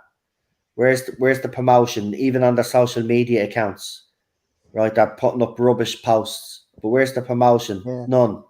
Mm-hmm. So, look, some people have guessed after the centenary there might be something because maybe RTD's doctor could feature in that one. But this has been all unpredictable the way he's done things. So I'm thinking unpredictable. So I think we might actually get something after Easter. Now, whether that's an announcement of who the new doctor is going to be or whether it's something else, I don't know. But I reckon we'll get something around Easter, to be quite honest with you. But Charlotte obviously has a different opinion on it. So when do you think? Well, no, I don't think we're going to get the doctor announcement until Jodie's specials are done. I think they're going to fully not want to announce 14 until Jodie's era is fully in the back room, like back mirror, because I think they're going to want the space. They're going to want to be because I think they're going to know once they announce 14, that's going to be the proper start of here's the new era coming, and I think they're not going to want to have that mixed up with the current one that's going out right now. But I don't think we're going to have a proper sit down like BBC Breakfast type of thing until 14, because I can picture it now. They will have Russell with his doctor, and they'll want both of them together to do interviews. They'll want Russell to talk about why he picked this actor or what he saw in this actor, and then they'll want the actor's viewpoint of how excited why they took the role. And I think they'll want to do it as both sides being shown. So I don't think we're going to get that sort of interview. I think you're talking about the BBC Breakfast one. Yeah, I agree. Until the new era properly starts to show itself. Because I reckon we will get something around Easter though, but I don't think I agree with Charlotte. I don't think it's going to be any doctor announcement, but I would be shocked if they did. Because then if they did do that, right, here's my take on it. if they did that, then they've lost all confidence in the last 2 episodes, and they've proved their point that they are done with this era, right? That'd be startling if that happens. Now, on one way, I actually want it to happen because it put to bed, finally, it would end all arguments. There's still people out there arguing and spinning they can, but I think they're screaming into the clouds. We all know it's bull, right? But this would finally put the final nail in the coffin of any rubbish that this era was successful if they went and did that. I always found RTD's announcement, the timing of it, strange when we were already still in the middle of Chris Chibnall's era, and I do believe it was all by design. But we'll have to wait and see. But look, I agree with Charlotte that interview that you're waiting on, I think that's a long time coming. But I want to see, before he does that interview with his doctor on BBC Breakfast, I want to go back to I want them to announce the doctor, do a show, bring Zoe Ball on like you did the last one or something, and get her to interview the new doctor. Yeah, exactly. Bring the doctor out, live studio audience, and when you hear them scream, if it's a male doctor, tell you. Oh, see, whatever they do, I want it to be big, because it was. I want it. I agree with you. I don't know if they'll do the live studio audience thing again, but I want it to feel like. I know this is very selfish, but I want that whole day just for everybody to be talking, for everybody to be waiting for that time when they're going to reveal it. Yeah. I want that sort of a level of excitement again. Yeah. That it's like, and it's almost like, because I can remember when it was coming back and that week running up to it, and even though I wasn't a long-term fan and it was my first seeing of Who, you could feel something in the air that week. And like they had even the countdown trailers, didn't they? Yeah. Like so many days to go, so like 5 days to go, 6 days to go. And that's the other thing. I want to see the BBC proud again of the show, and to really put a lot of promotion and trailers, and to be like, yes, Doctor Who's here, we're proud of it, we're showing it off. So that week, it needs to almost feel like it's taking over just for that week, and then 14 will get revealed at the end of it, whenever that is. Yeah. Because that's another thing. Like Russell had such good trailers. Like the whole Well, his Series 1 trailer I still think to this day can't be beaten. The Christopher Eccleston one. Yeah, the Christopher Eccleston one. Yeah. I mean, the Chirrup of the Lifetime trailer. It was a brilliant trailer, that was. I loved it. Yeah. And he had several variations of it as well, as Charlotte said. And he had the TV spots where it was 5 days to go, and then you'd have the Doctor and Rose just standing there, and then 4 days to go. It was very well done. See, this would be a thing as well. That type of thing we'll see a difference in that. Lee, you're just seeing a comment from Lee there. He doesn't think it'll be a live show because it's just not as popular as it once was. And you know what? Even though I hate to say this, he probably is right, though. You know, where I would love to see a live show personally. I do agree with him. I think it is that so damaged. Could you even get a live studio audience to be even bothered going in to see the reveal of the next Doctor? I don't know. If they cast another woman, I'd be very nervous, says JT Views. Yeah, same here. That's the thing. But I will add the caveat: if anybody can try do a female Doctor justice, it would be RTD. But I don't think he can afford to go down that route, and that's where I stand on that. I don't think he can afford to do it. But if anybody could do it, maybe he could. But I think there's just such a sour taste left in fans' mouths with this current era that I think it'd be a huge mistake on RTD's part if he cast another woman. I really would. I think it'd be. Look, even RTD. Yeah. It'd be even that would be an uphill struggle straight away, and he already has some uphill struggles. But we'll say, look, I trust him in his process. I know whoever he cast would have went through an interview process, an audition process, and would have been the best person that he thinks for the role. But I do agree, if you bring in another woman, you're just asking for more trouble. But that's my view on it. Oh yeah, because I've got a question actually. yeah. I think it's a link to the studio audience thing. Right. Do you think they could do the Christopher Eccleston route in the sense of going for a name? Well, Or do you think they're I going to think try they and go could. like a Matt route, which is very fresh face, hadn't really had a big hit until Doctor Who? I think they'll kind of go with a familiar sort of name to give the show a bit of a jump start again, Charlotte. I don't think they'll cast an unknown straight away. Yeah, I think they'll go for a well-known sort of name. I would have be agreed with honest. you, Daniel, but then when I heard the David Tennant rumours, and obviously we were speaking about them long before anybody else was, but now that it seems to be in the news quite a lot, I actually think what might happen is, if David Tennant is coming back, the reason why he's bringing him back because he does want a familiar face, but that doesn't necessarily mean that he's going to bring in a big name actor for Series 14. His thinking could be, well, I'll bring back an actor that they all love and wins polls in David Tennant, but then for Series 14, then I'll bring in a different type of doctor, maybe an actor that, you know, he could go the opposite. He could go with someone that we don't know. He could go with an unknown. That's why we're getting David Tennant. Or it could be we bring in David Tennant and bring in another familiar face. But I don't, look, again, these are all if, buts, and maybes. It's going to be, this is the exciting thing about it. We just don't know what RTD is going to do. But You see, know, to be honest, it's to know and the to be honest, to know I'll kind of play devil's advocate here for a minute.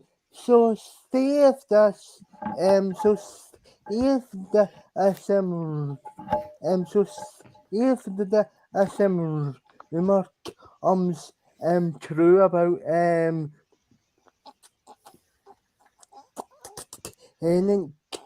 coming back as the coming back as the 14th October.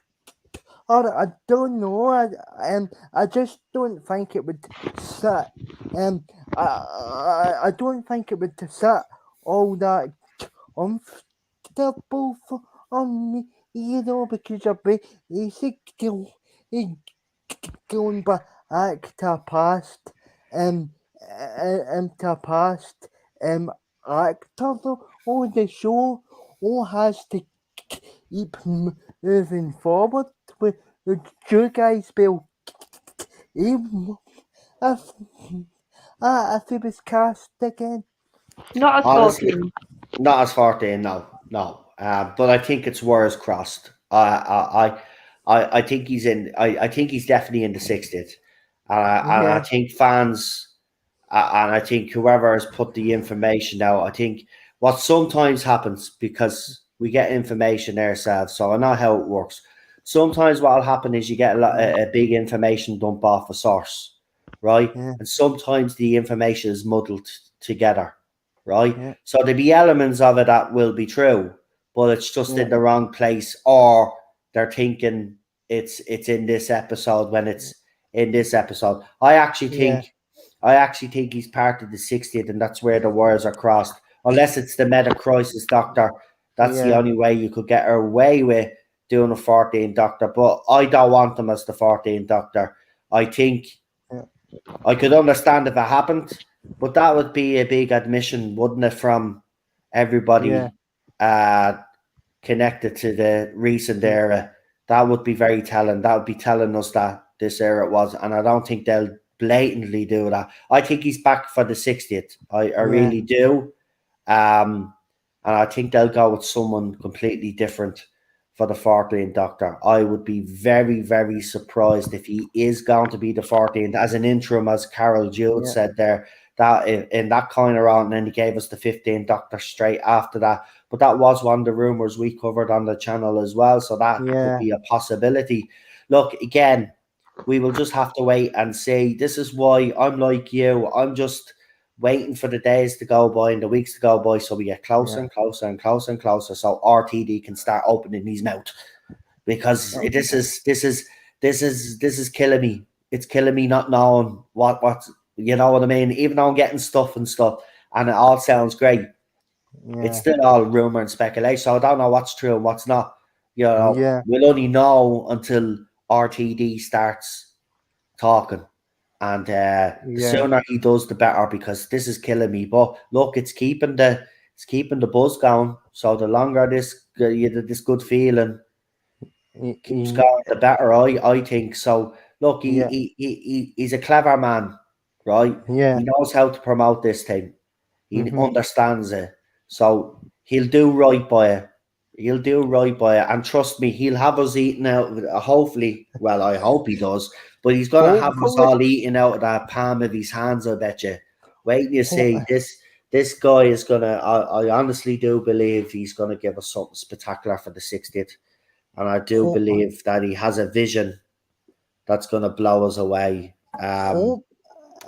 Hopefully, because I want to be able to tune back into the show again without wanting to shoot myself in the face every year. Oh, it would be nice if after you watching a trailer, I don't get messages saying like, what on earth was that? What? And I have the same response to Daniel. Why did you watch it? Like, just for my own sanity, folks, it would be lovely. In fairness, it's the same with me and Cheryl. We can't actually sit down and watch the new this current era together, because either I'm moaning or she's moaning, and we can't really watch it that way. So we watch it separately. But I can't wait for the day where me and Cheryl are able to sit down like we are with the RTD era, the way we are with Classic and the Moffat era, sit down and be able to talk about and have fun with it. We haven't been able to do that since this era began, and that's another thing that he's taken away from fans. It's literally couples can't, and friends can't talk about Doctor Who, because there's always going to be somewhere within that conversation where there's going to be a disagreement, and then all hell breaks loose. So I just want to get back to a time where I could sit down with the wife and actually enjoy Doctor Who the way we did with the Matt Smith era, Peter Capaldi era, and all the other doctors that I mentioned. But look, again, exciting times ahead. I just can't wait. Because he's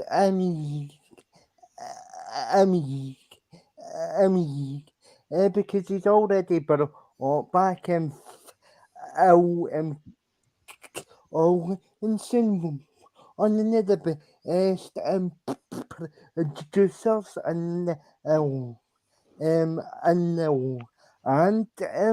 so speaking, you've got and you've got Julie Garden, and you've got Julie Garden back as well. So so like Avenger Assemble, but behind the scenes and the on the or who I mean not remember that.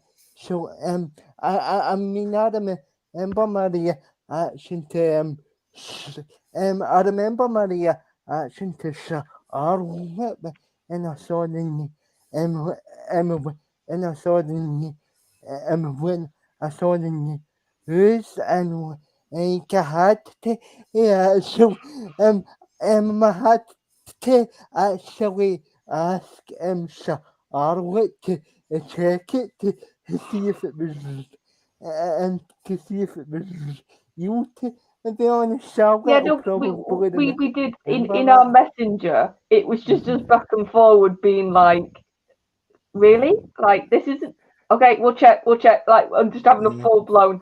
And then I looked on YouTube and everybody was streaming, including you, Noel. And like it was just everywhere. So it was like, oh no, this is real. This Yeah. is real. This Yeah. isn't some horrible joke. Yeah. No, and it's like I said, it's so, and that's what I'm so happy about, that we've got something to look forward to, and we just have to not let the current stuff drag us down, and just look at what we could possibly get in the future, and just be patient. I do think we have to, as a fandom, have a bit of patience and just let things come when they will. But I'm not a very patient person, as everybody you guys them. Oh, I know. Yeah. Yeah, but RTD needs to be Yeah. he needs to be given a chance. I mean, Chris Chibnall was given a chance, and every bleeding serious he was given the benefit of the doubt. And I think if you're going to do that for him, you have to do the same for RTD. So I think RTD should be given time. But we'll see what happens. Look, I know there are still fans out there that won't come back to the show again, and that's fair enough. But I do believe if anybody can win those fans over, it's him. But we'll have to wait and see. I see Rebecca Gold. Ian Hi, is Ian. in the chat there. But he used to say, and I agree with him. Yeah, He used to say that the writing has to mature, has to grow up, and that's what I want to see from RTD now. Coming back, I don't want to see those silly monsters now. Even though, I don't mind the odd silly episode. I don't personally, but I do agree. The show now, he's been away from the show for a while now. He's got a bit more experience under his belt with developing characters and writing stories now. I want to see a more grown-up Doctor Who now. We don't need to be going back to the childish, well, especially this era. If you look at it, you could put this era on CBBS. Like, that's how down it is. So you need to get back writing intelligent Doctor Who again, clever stories. But at the same time, stories that will inspire you, scare you, make you cry, make you happy, all of those things that Doctor Who used to do. And, but yeah, I agree with Ian. Ian has always said the show, and I do agree, it needs to start now becoming the show that it should have become under Chris Chibnall, which was a more expansive but mature show, but they don't do that sort of thing.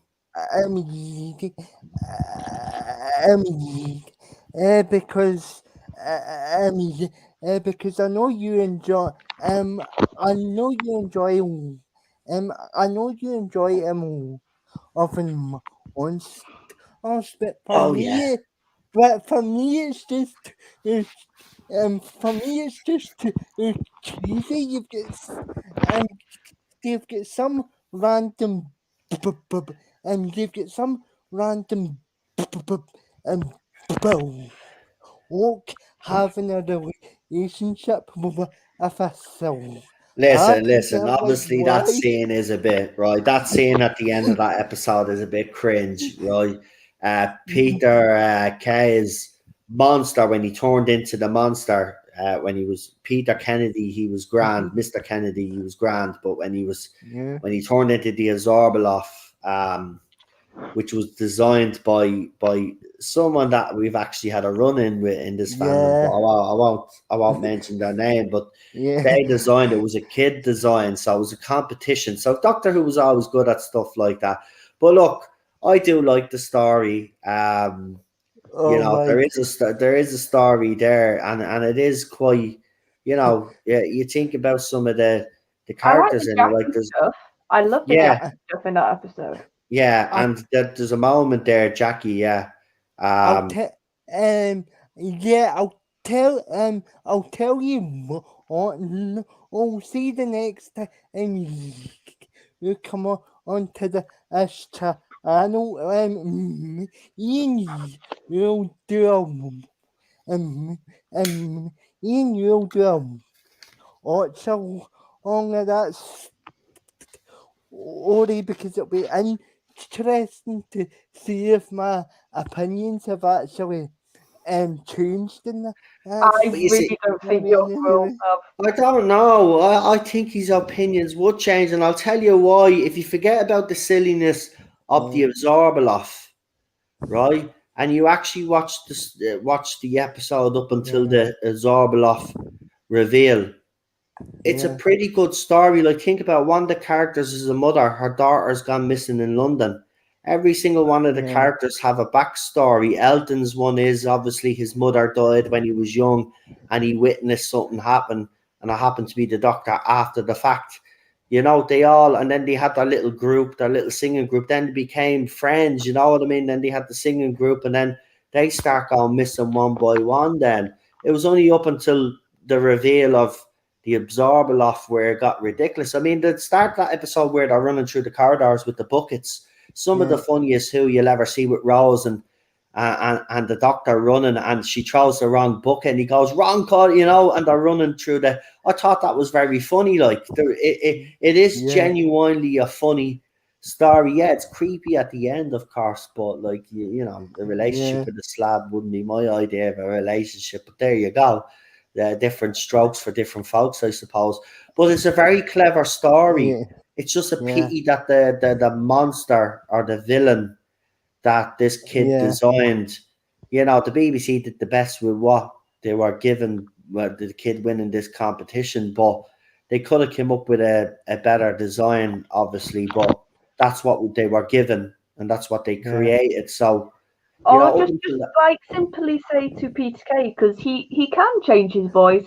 Maybe when you become the alien, don't have your like really northern voice. No, I agree. That was a mistake. Down, going like, I'm from Clom. It's just like, oh no. Yeah, but that's not his fault. That's whoever directed that episode, though, in fairness, should have said it to him.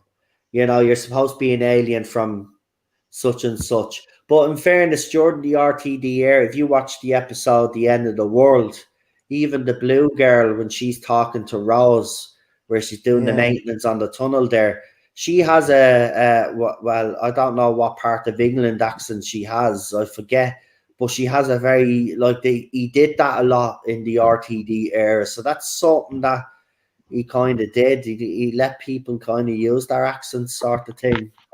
Even David Tennant's doctor originally was going to have a Scottish accent, but I think it was David Tennant himself who said no, that he would do it as an English accent.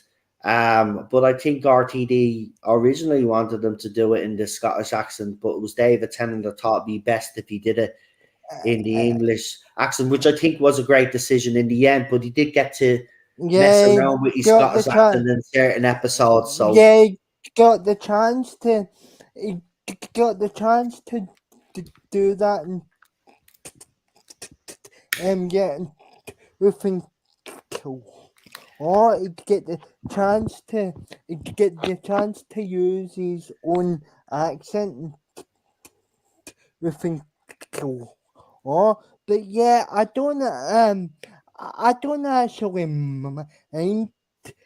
I don't actually into that, so long as it fits the incarnation of the Doctor, because see because see right now, I don't know, the Doctor should actually be speaking in a more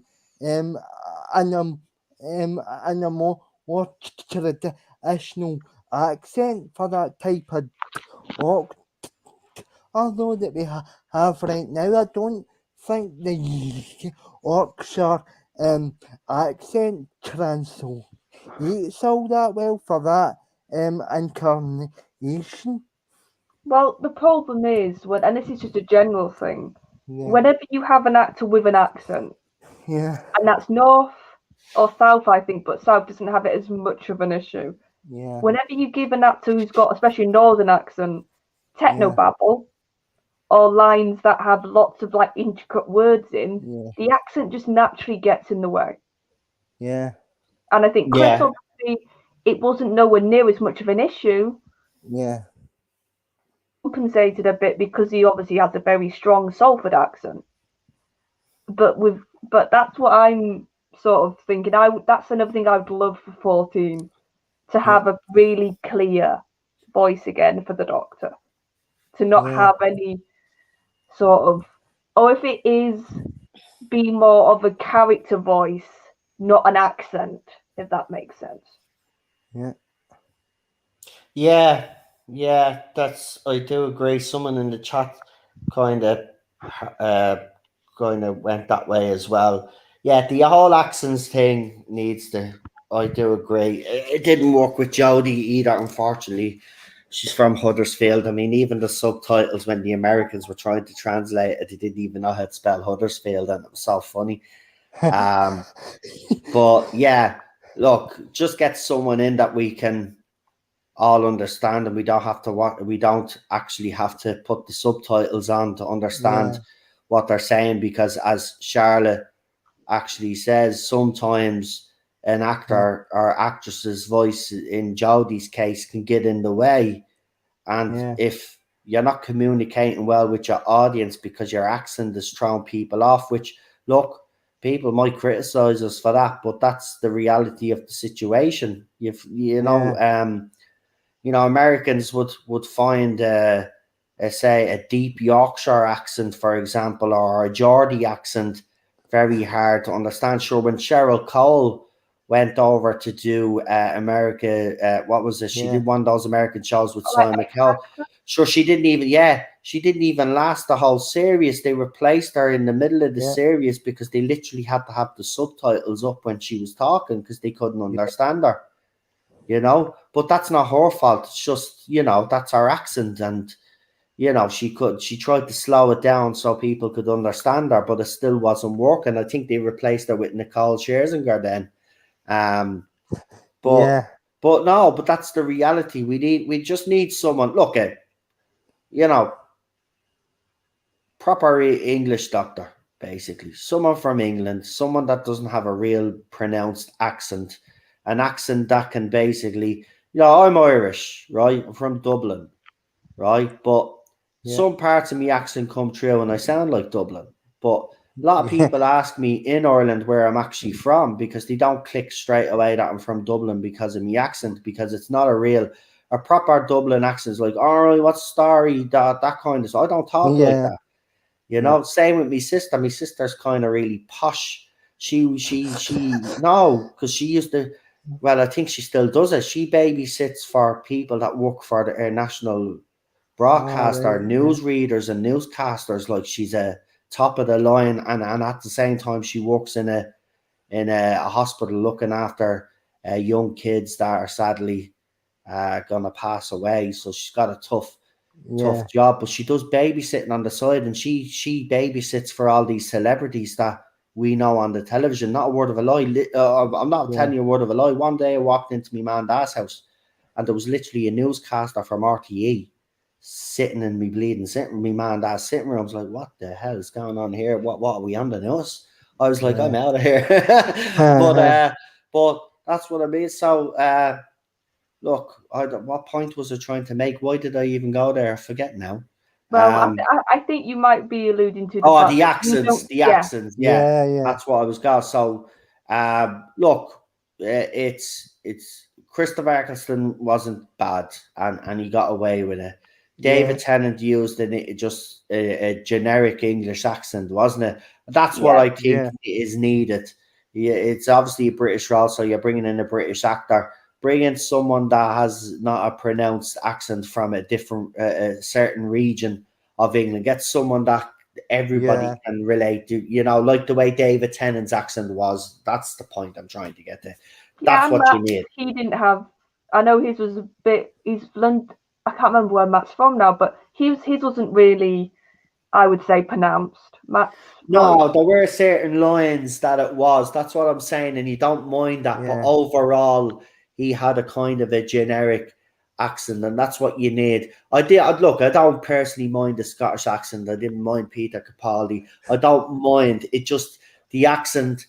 Jodie decided to keep the accent, right? Her accent, and I thought that was a mistake, personally. Now whether she could put on an English accent that was generic, that's the thing, and I think that's why she stuck with her own accent, because she couldn't, and that just goes to show you the level of actress that we actually got for the role. Because any great actress, right, that these fans claim that she is, well, if she's such a great actress, then why didn't she drop her accent and do a generic English accent, right? She couldn't do it. That's why. So you've got to look at it that way. Again, casting choice, very important. They're important features that the Doctor must have, as certain traits. The accent is one. Again, I want the Doctor that looks a bit alien and mad looking, like a Matt Smith or a Tom Baker. Like, I want a crazy looking dude. You know, one that looks alien to the rest of us. You know, he's supposed to look out of place. You know, so I want that. I love Peter Capaldi because he was awkward and stuff like that, and I like that take as well.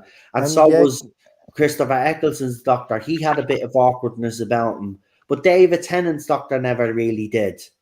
You know, he was very comfortable as a Doctor and very comfortable within his skin. I actually think you kind of missed that. If anything, I would say. Yeah. So that was the difference with his Doctor. But yeah, look, again, these are all things. This is what I love about this, though, because we don't know that, and yet we can speculate and have all of these conversations. And it's great to be able to have these conversations again, because then you'll realize, you know, while you're having these conversations, why you fell in love with Doctor Who in the first place.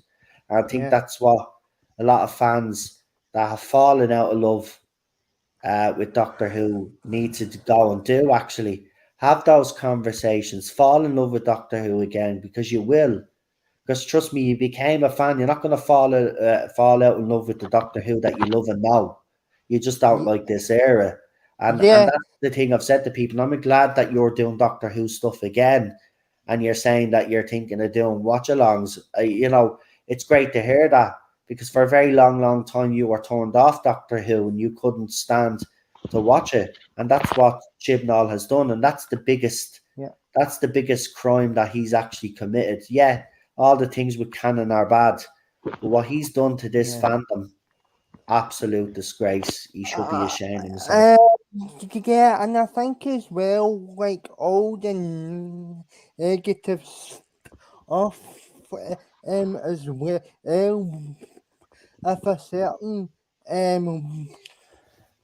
if a certain actor or which we won't mention by name as well, kind of dragged me down a bit as well, because it was a combination of the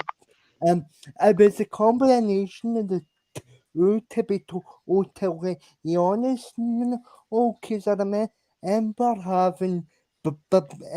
remember having behind the scenes chats with Charlotte, and she said to me it'll take time for me to actually but now I feel ready to have conversations again about it. See, here's the thing, right? You've stopped watching the new era, right? And even though you watched it to a certain point and you're angry at what they've done, it should never have let. And I was guilty of it as well, because I couldn't watch classic or new Who after the Timeless Child. And I forget who was the one that kept convincing me to do it, but someone was saying you should watch an episode or two and see how you feel. Yeah, and that's the one thing. Wasn't it? Yeah, but this is the thing. We should never have let this era make us Yeah. Not detest, because we don't detest the No, classic of it. we never Yeah. should have Here, let it but infect what we love about enjoyment of it, previous. Yeah. exactly. And that's But exactly what we've all been guilty of. yeah, All of but us have. We've all been guilty of it. and but you see, for me, is I get emotional invested in I'm like us. Yeah, Well, but here's to the be thing that honest. I've come to realize, right? Yeah, you could be emotionally invested, right? But why are we getting emotionally invested in an era Yeah, and letting it affect what we love and know about Doctor Who and what we've loved up to a certain point, and wherever your stop off point is with New Who, that's fair yeah, enough. I'm not going to argue either way, whether it's yeah, stopped at the 50th for some or whether it was twice upon it. It doesn't matter, right? It's irrelevant, yeah, right? We should never have let this era ruin our enjoyment for yeah, Doctor Who. But all you got to think about all the things that were happening though. Media yeah, were attacking us. The production team were basically telling us it's not a democracy. I showed you that. I showed you the proof. yeah, Came out of the horse's mouth. While they were there, they were going to write the show that they wanted to write. They didn't give a crap about what fans thought about.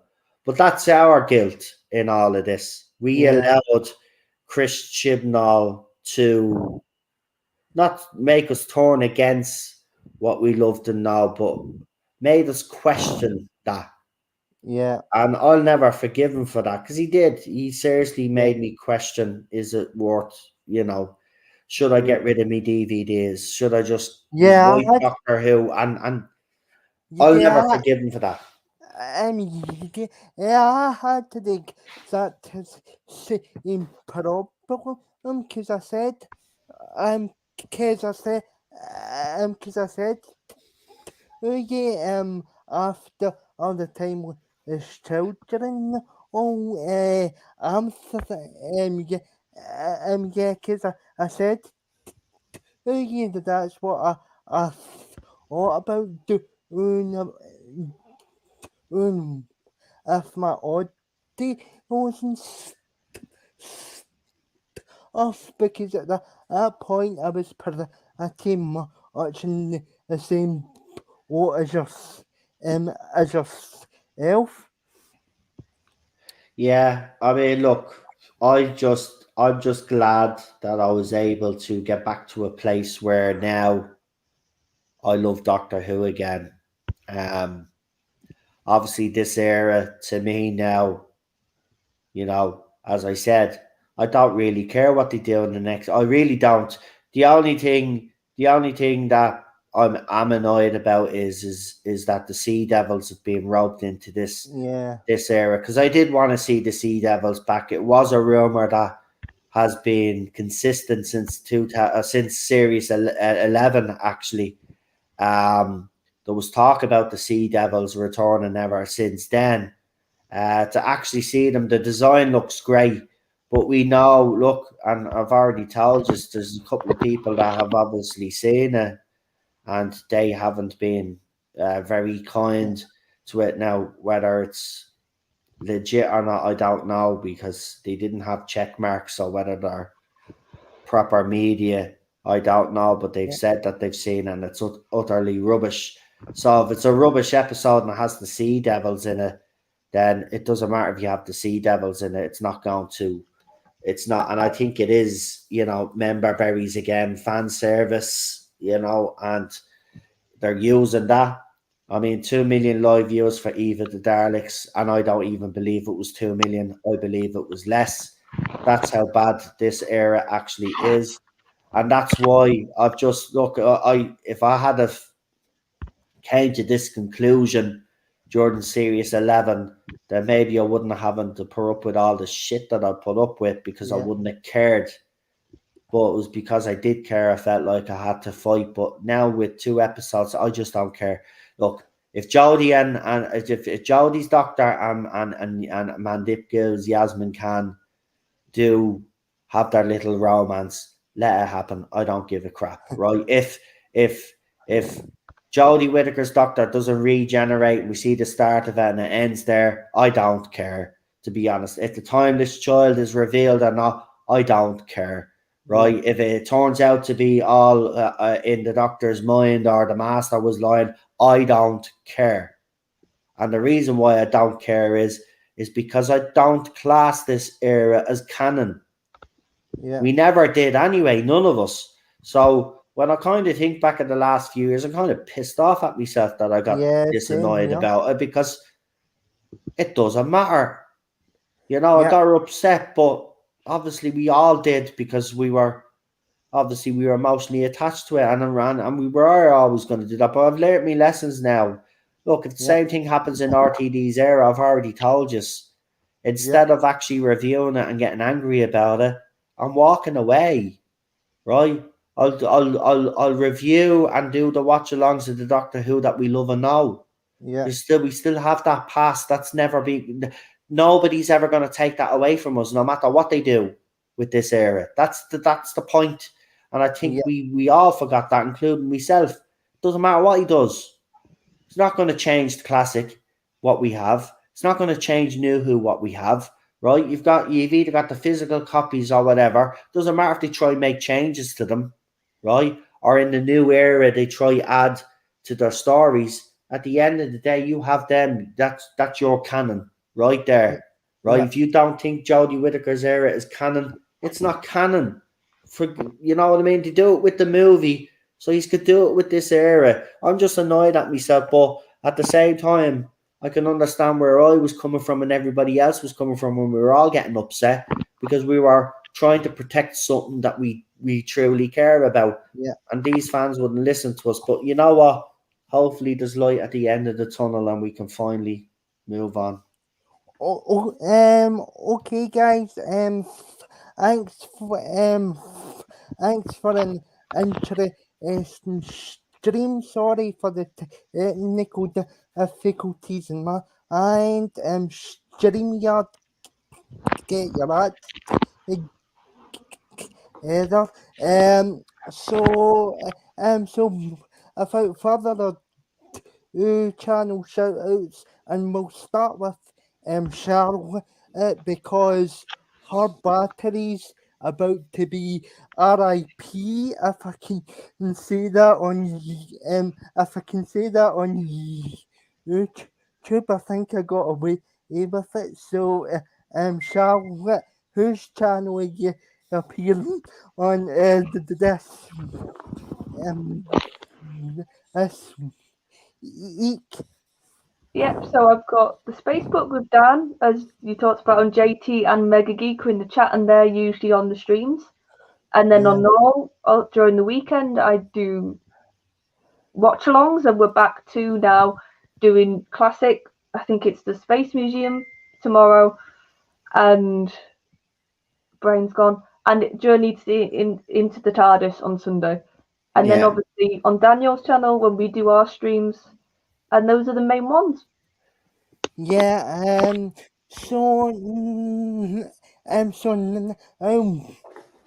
I'll hand over to Ulf or his channel shout outs. Yeah, well, you can all find me on the TARDIS Zone. Obviously, we do the watch alongs the weekend.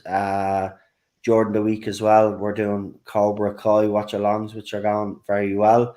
The TARDIS Zone talks was supposed to be tonight, but because I've had such a fun time on this stream, I will do it next week, probably Monday or Tuesday, like we did last week. So sorry about that, but it's because I had a good time and I haven't had anything to eat, so I'm going to head off when we're finished and get some burgers into me or something. Yeah, you can find me there. I'm on Twitter as well, but like, you know, if you just want to follow me, it's up to you yourselves. Look, I don't. You know where I am. You all know where I am. So yeah, we'll keep going. We'll keep going till I'm no longer wanted. And then when you all tell me to piss off, I'll go sail into the wind and just that'll be it. But look, I just want to say one more thing. I just want to say well done to Daniel though, because as you know, Daniel obviously has been a great supporter of my channel, and has been there almost from day one. So I just want to say personally, it's great to see him do what he's doing here and do it so well. So well done to you. I enjoyed tonight's stream, so thank you for that. And I wish you the best of luck this year. And look at you've got some great stuff and great content coming up when RTD starts opening his mouth and those announcements comes, and it'll be great to hear your point of view again, because that's what's being missing. Obviously, you've decided not to talk about Doctor Who for a while, and it's great to see you talk about it again. So well done, and to you, Charlotte, as well, because obviously you're part of this madness as well. So the two of you have done very well. So I just want to say I'm proud of you. So well done. So in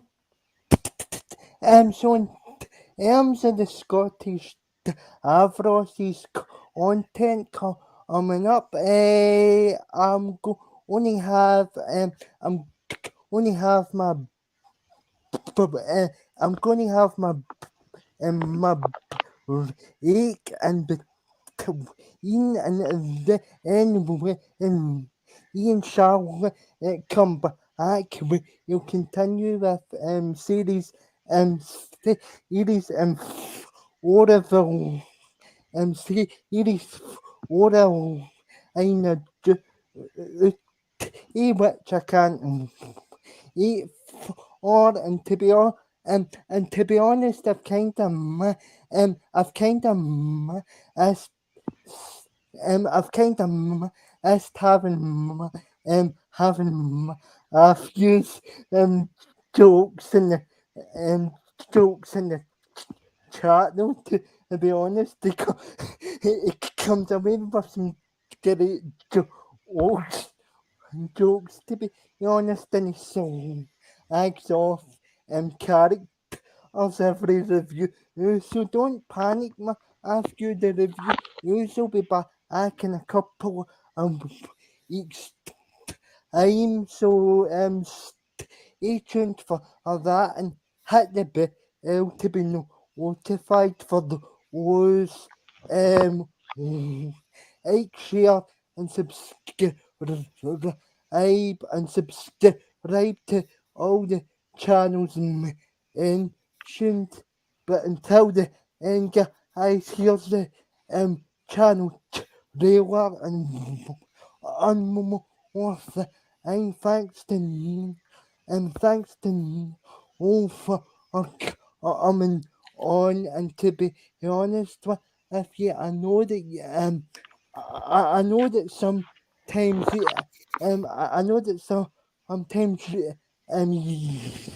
YouTube and stuff can be a pain in the can be a pain in the arse, but always remember always always remember you encouraged ye to come on to the channel and build my and build my community. So I really appreciate it, and you pop the and you pop the fantastic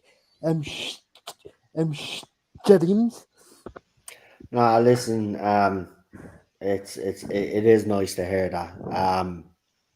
But look, when I bring people on like yourself, and I see how passionate someone is, I'm always going to encourage them to do something like this. And your passion shone through straight away, just like Charlotte's passion shone through straight away. There are some people out there that just have the personality for this, and you guys certainly do.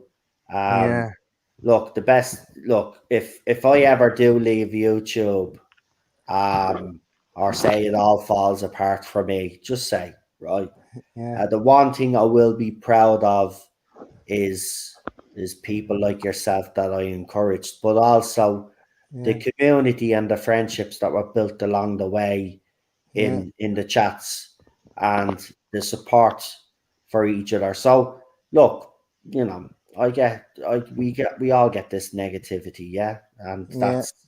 that's fair enough.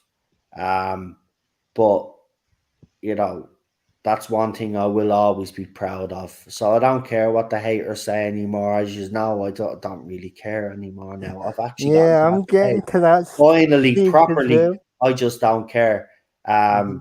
You know, it's sad that I had to take all of that years of abuse for me to finally get to a place where I just don't Yeah. care. Nobody should ever be in that position anyway, but we've all experienced it. I'm not just the only one, but Yeah. look, onwards and upwards, as I said. But people like you, Charlotte, Melina, Lee, Yeah. Dan from the Space Book, all of those other people that you mentioned, they're Yeah. all important because you all play a part. You all have a role. You all speak from the heart. Yeah. There's no hidden agenda from any of those people that I've mentioned. You say it as you see it, and sometimes, Yeah. unfortunately, you do get a bit of stick for that. But you Yeah. stay true to yourself and stay true to your convictions. And look, at someone asked me, had I any advice out there for a fellow YouTuber? And my advice would always be stay true to yourself Yeah. and never compromise on your opinions, no matter how much stick you get from it. Because listen, you'll always get people out there, you've seen it, that sometimes they will compromise their positions and compromise their opinions for less grief. Yeah. And I've never been a fan of that. This is no time to be sitting on fences and Yeah. stuff. If you truly care about something, you don't care the consequences. Look at I regret the amount of people that did get caught up in the crossfire, no doubt. Yeah.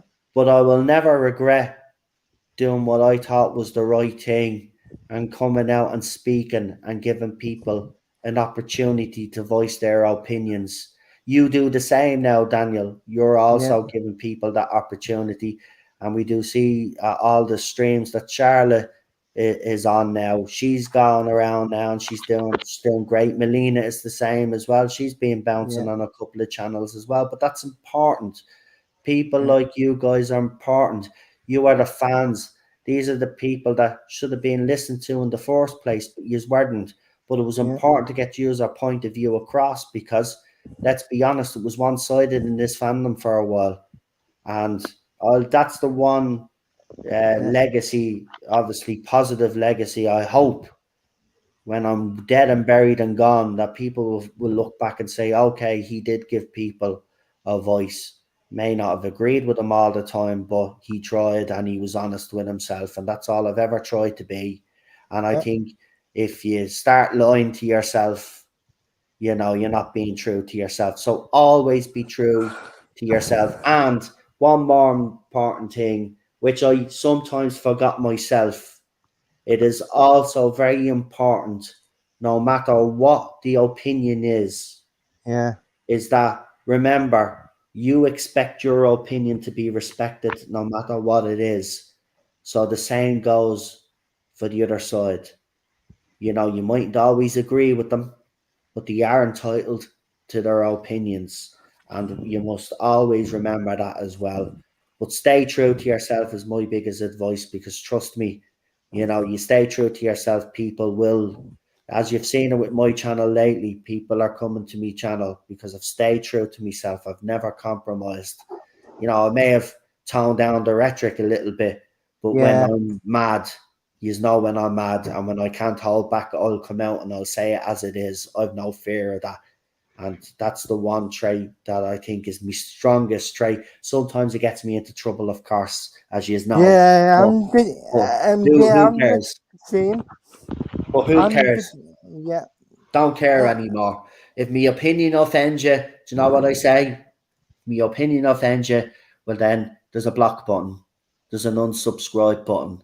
There's yeah. also a little thing called, well, get off social media, you soft, weak-headed minded little twat, and go somewhere else where your feelings aren't offended. Because if you're offended by truth, well, my truth, if you're offended by my opinions, Don't care.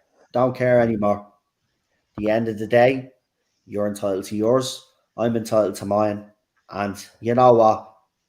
Most of the time I'm right anyway. So you should just you should all And just relent and just you should all just bow down and just remember that I'm always right. Right? and, That- we were right this side. When I say I was always right, I mean our side.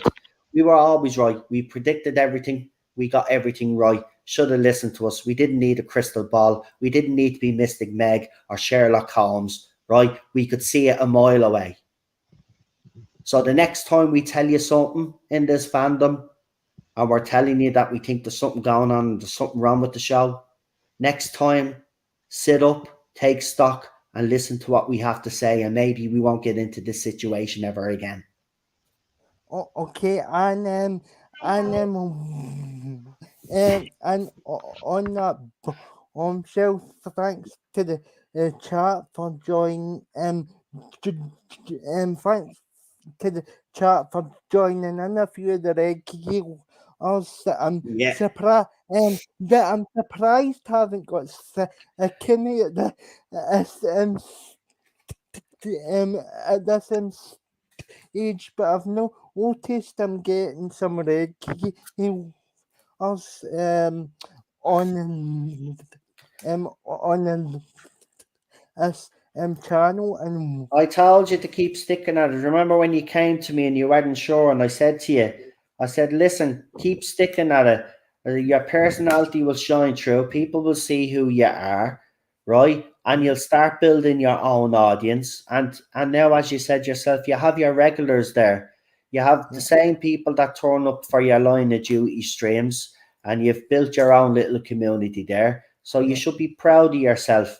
Remember, I may have encouraged you and stuff, but everything that you've done after that is all you. You've done all of this yourself. So remember how far you've actually come. You've come a long way, and you've done all of this. And with the help of Charlotte, since she came on board, yous are grown from strength to strength. So this is all you. Remember, I just encouraged you. The rest, the channel, what you do, that's all on you. You did all of this, so be proud of yourself because you've come a long way and you've done yourself proud. And Charlotte has done herself proud. And as I said, you've got your own little community that you should be proud of, and people that love tuning into your streams. So give yourself a pat on the back, mate, because you've done really well. And I'm going to shut up now because we were supposed to end 15 minutes ago, but that's my fault. So good night, folks. I'm going to shut up now. And okay, and here's the best, and here's the best trailer on YouTube. Thanks again to E for making the trailer.